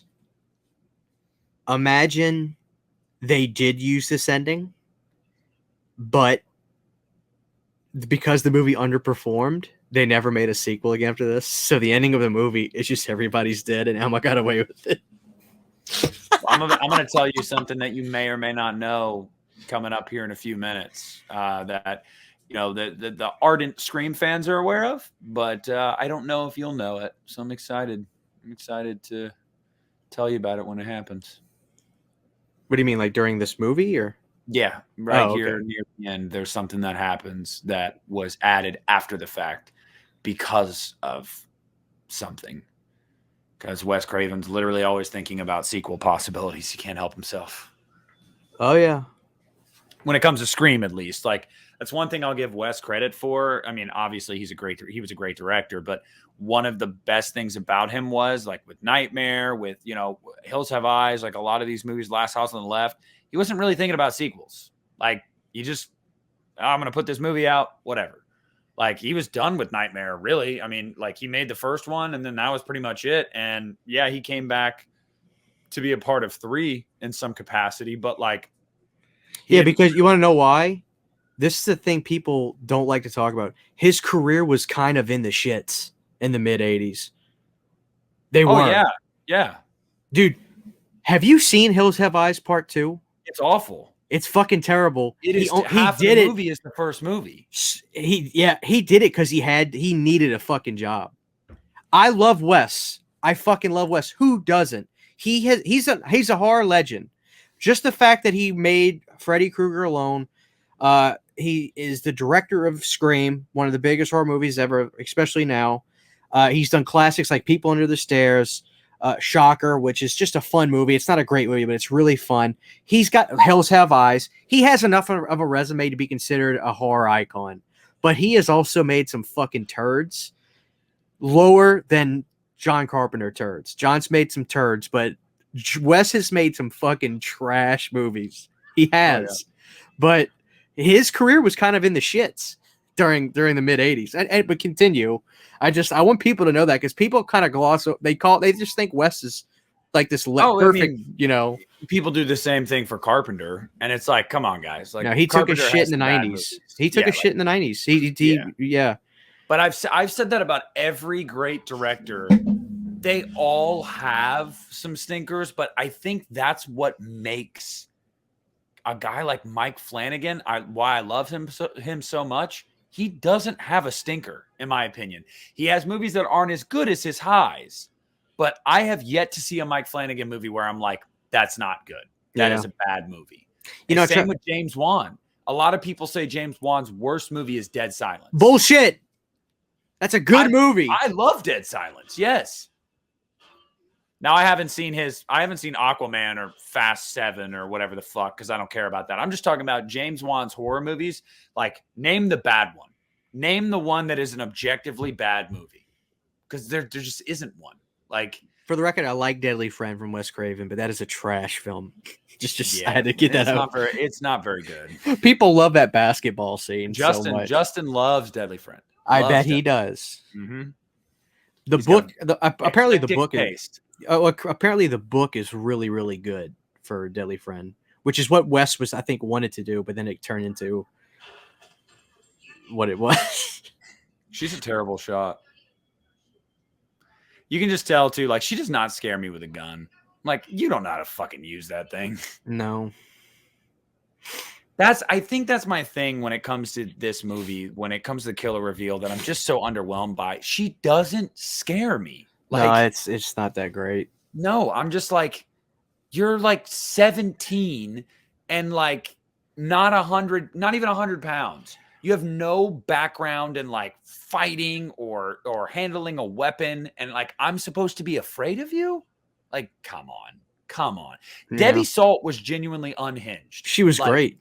Yes. Aunt Jackie's but Aunt Jack, she can fucking act. That broad is the best. And the dumbass shot her in the fucking chest. She's a cop. They all wear bulletproof vests. Idiot. Shoot him in the head. Common knowledge. This is like Dumb and Dumber. What if he would have shot me in the head? Yeah, what if he would have shot me in the head? Well, that was a risk we were willing to take. I mean, come on. That's the best line I've ever heard in my life. That was a risk we were willing to take. What if he would have shot me in the head? I do think it's cool that she has the 2 different colored eyes. Right, one eye looks like bloodshot, right? Yeah, it's pretty cool. Okay. Now we're gonna. We've got time to set up all the paddles and everything. Oh, Jesus Christ! Where's the hospital staff? Where's security? Damn it! That's the one thing that I myself too, and a lot of people have talked about. There's literally been gunshots fired, and like no one's there. No one. Don't fuck with the original. I have heard the argument from some people though that it's that like narratively it makes sense that the police would have those hospital floors cleared out and that it would be police like on that floor, and like if a nurse, there would be like a nurse obviously that would come up or whatever and check on the patients. But like, okay, right here, Christian, you're gonna see Jill get shot in the stomach/chest area. That is digitally. That is digital. She got shot in the head, and they removed it digitally in post-production and added a CGI gun wound to the chest. That did look pretty bad. I noticed that. Yeah, and they did it because Wes Craven wanted her to be able to come back for a sequel. And that's why fans still, to this day, say that Jill's going to come back. And please fucking don't. I doubt Emma Roberts would come back. Well, Emma Roberts said in an interview, I think like a week ago, she said, I feel like I'm not done with Scream. So, well, Emma, sweetheart, we're done with you. I like Emma though. She's done so some do I. movies I like. So do I. I just don't care for her in this movie. No, it's yeah. Love her in American Horror Story. Like yeah. I'd say I'm just so I think I like Scream 3 over this one. Watch Scream 3 again. I will. I plan on it. But honestly, Christian, now that you say that, I am thinking about that too, and I'm kind of wondering. I'm sorry, like really, Nick. This movie is just. I don't like it. I don't like it. Watching it this time, I just feel like it genuinely does feel out of place in this series. It's wonky. It's I don't buy. I just don't buy it. I don't buy it. It's not surprising that this movie did not jumpstart a new trilogy. It is not surprising at all. Like there's just, it doesn't really feel like they knew what they wanted to do. It really does feel like what the movie actually was. Hey, we need to make a Scream film. We need to make a Scream film. That's what it feels like. Dimension was, the Weinstein Company and Dimension were on hard times. So they thought, bring Scream back. That'll make us money. That'll get us out of the shitter. Yeah. And it didn't. And that's why I think Scream 5 is so much better. Way better than this. Because Scream 5 was not made for that purpose. It had been over a decade. They were just like, you know what? Let's fuck around and make a Scream movie. And it was like a new company behind it, new distributor. And honestly, look, we were just talking about it. Love Wes, but Scream 1 and 2 are really, really good.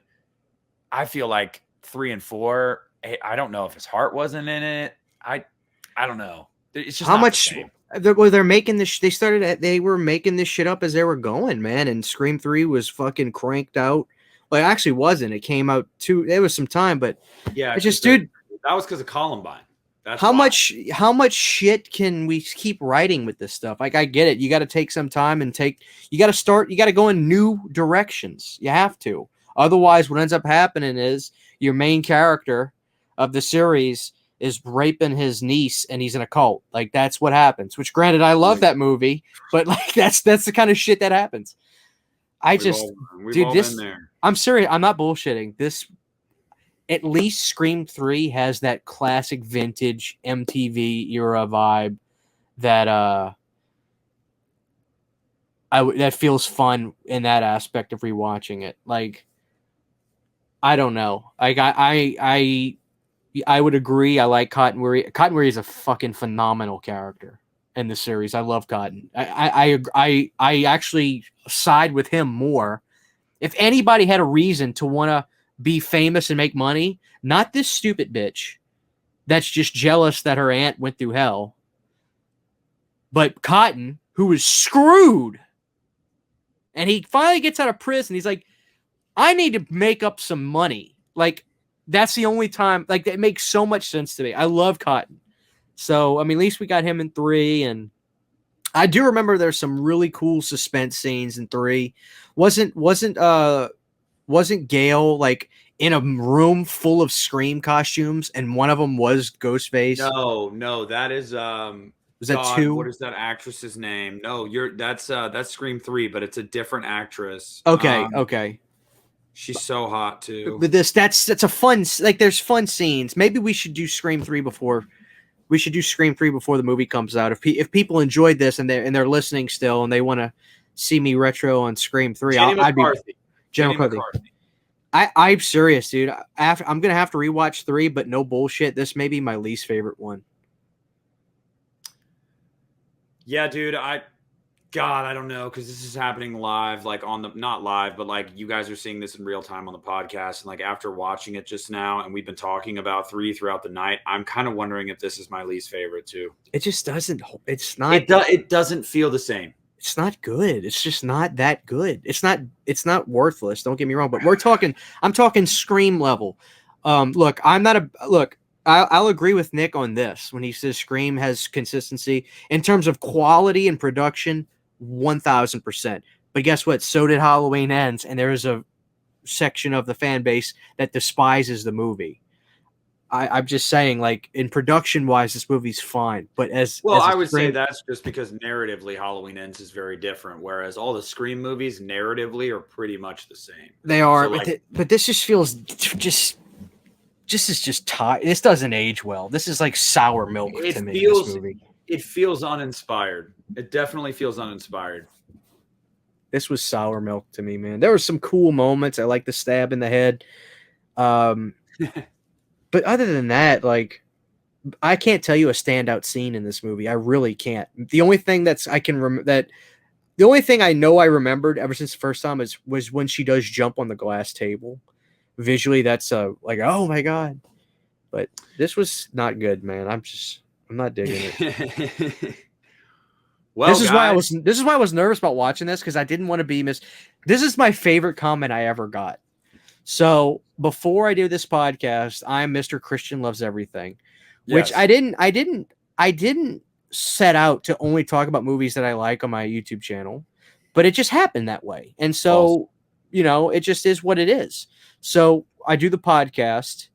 I get to really, not that I'm fake in my videos, but naturally your shoulders drop.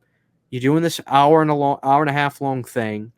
You just become yourself more every week. You get real as fuck. I talk about stuff that I don't like, and I'll never forget I got this comment. It made me fucking laugh my ass off because it sounded like the end of a superhero movie. This person comments, and I'm not mad about it. It's the funniest thing. It was like, Christian, like, you're so negative now. You've become everything you despised. Like, how do you know what I despise? Like, what the fuck does that even mean? Like, you've turned into everything you've stood against or something. Like, you used to be such a positive person. Like, what? I don't like Seed of Chucky. Oh god, like, it's making me think of it's making me think of Star Wars Episode 3. It's like, you're supposed to bring balance to the Force, not leave it in darkness. Like, Christian, look, guys. Yeah, you.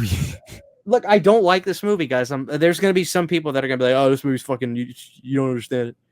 Like, but like, it doesn't work for me. It's fucking deeper, bro. No, look, like, as much as there are issues with this movie and issues with Scream 3, I have to say, I've gone on record saying it. The video I'm going to upload tomorrow, I'm going to say it again. It's consistent. It's a consistent franchise because even its lows aren't as low as the bigger horror franchise. Like, look, you might not like Scream 4. It ain't as bad as Halloween Resurrection. I'm sorry. It's just it's just not. It's not as bad as Seed of Chucky. It's just not. I'm sorry, Alexis. I know you're listening. You hate when we go after Seed of Chucky. I'm just giving an example. Like, so when I mean consistency, it's like it's just one of those series where it's like, you know what you're gonna get, and like sometimes it works better and sometimes it doesn't work as well. But even when it doesn't work as well, you don't walk away from that movie like, I fucking hate myself. Like, right. And I've been there. We've been there with movies where you walk away and you're like, I'm never getting that hour and a half back. Never. So I don't know. Christian's watching Instagram reels or TikToks or something. No, I'm sorry. Yeah, no. I'm gonna give this movie a 5 out of 10. Yeah, I'd give it 2.5. 2.5 or 3 out of 5. So yeah, same. It'd be like a 5 or a 6 out of 10 for me. It's not one of the. I mean, when I rewatch a Scream movie, it's 1, 2, or 5. Like, that's what I always go to. Those are because I feel like all 3 of those movies are either very good to great. 2 is so good. I'm really becoming. I was a big fan of that one. Then I stopped being a fan of it, and I stopped watching it. And whatever my last thought of the movie was, it just germs and gets bigger and bigger.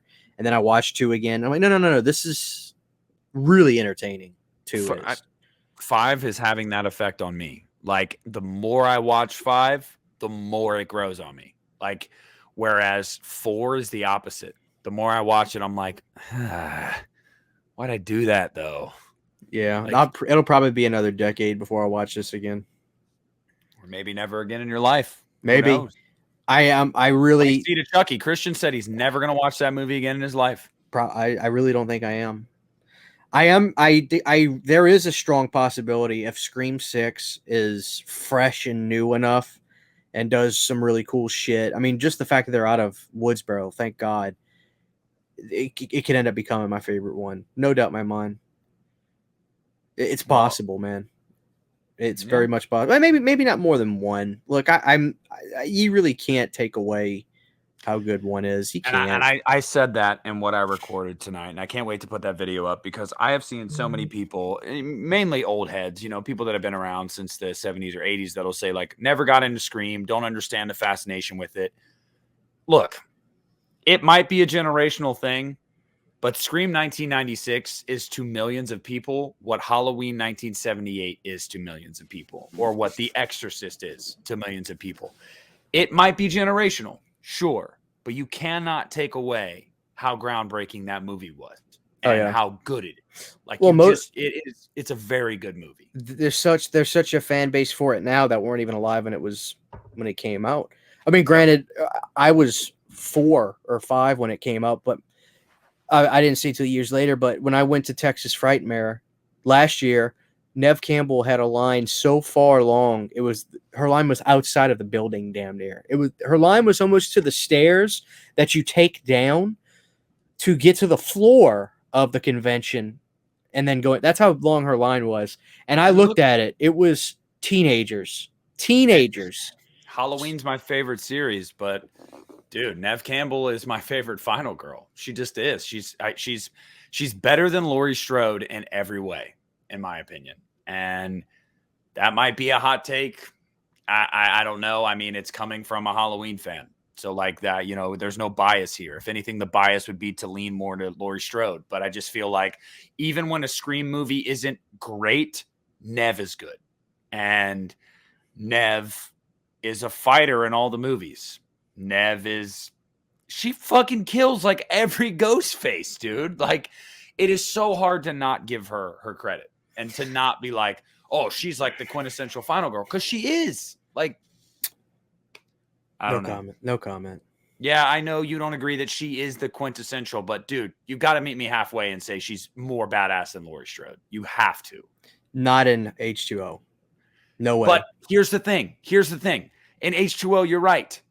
But in Halloween 2, 1981, although it's a good movie, she's comatose for an hour of the movie. Like, and she just runs in the rest of the movie. She does not fight. In every Scream movie. That's what they fight. So you're what you're saying though is you like Kevin Williamson. What I'm saying is, because he wrote that part. What I'm saying is I like my final girls to never run. And Nev doesn't run. I mean, she literally does, yes. But like by the end of every Scream movie, she is a fighter, not someone that runs, not someone that hides. I mean, shit, for most of H2O, Laurie's running. Like, yeah, but the trend emotionally run. But when it happens, yes. No, Halloween H2O's climax is like gives me goosebumps.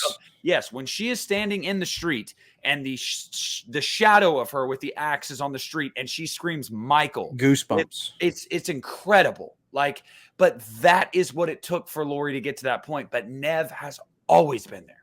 Always been there. So I put Laurie second because Laurie's great in Halloween Ends. She's great in Halloween H2O.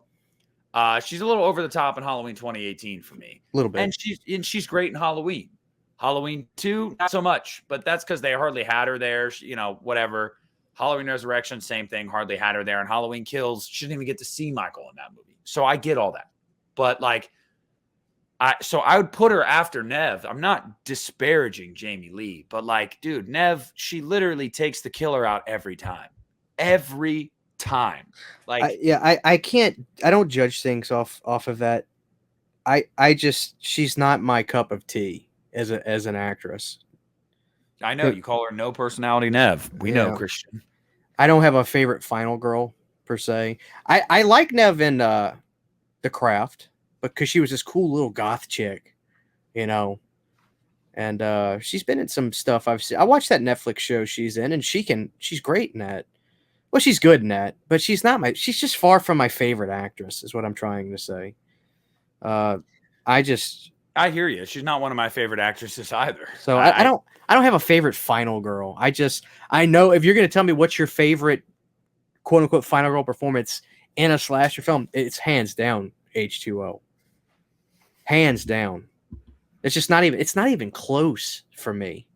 It's not even close. That's Lori at her best. The best. I mean, why are we watching? We should have watched that tonight instead of this goddamn movie. Well, no, I needed to go through this. Yeah, I needed to go through this. But we have a new Scream movie coming out in a month. That's why, you know. That's why. We got to give the people what they want. But well, I hope they want it. We didn't ask them. I'm telling you, Christian, most Scream fans like Scream 4. Most of them do. So I don't know if you would call me a Scream fan. Like, what constitutes a Scream fan? You like all the Scream movies? Then I'm not a Scream fan. Yeah. I'm a fan of Scream 1. This is my ranking. As of this moment, it will be verified and etched in stone after I see Scream 3. Whether we do it on the podcast or not, if the people in the comment section want it and Nick's cool with it, I'm down. Yeah. 4, 3, 5, 2, 1. 5, 2, 1. And the reason is if 5 tightened up its ending a little bit with all the talking, cool. Because I feel like it's longer than 2 for sure. And I just love Debbie Salt. Greatest fucking villain ever. Actually, I think 2 is longer. Scream 2 is the longest in the series. Scream 2 is 2 hours on the nose. Scream 5. I'm talking about the monologue stuff. Okay. Not the runtime of the film. I apologize. But even if the monologue is longer in 2, it doesn't feel as long as 5 to me. But I love Scream 2. But no, we can absolutely do that. And honestly, we've been talking about it so much, and it'll be verified when we watch Scream 3 on here. But I'm gonna say it too. 4, 3, 2, 5, 1. I think 4 is actually my least favorite now. And I'm not being Christian. He's making good points. And we just watched the movie again.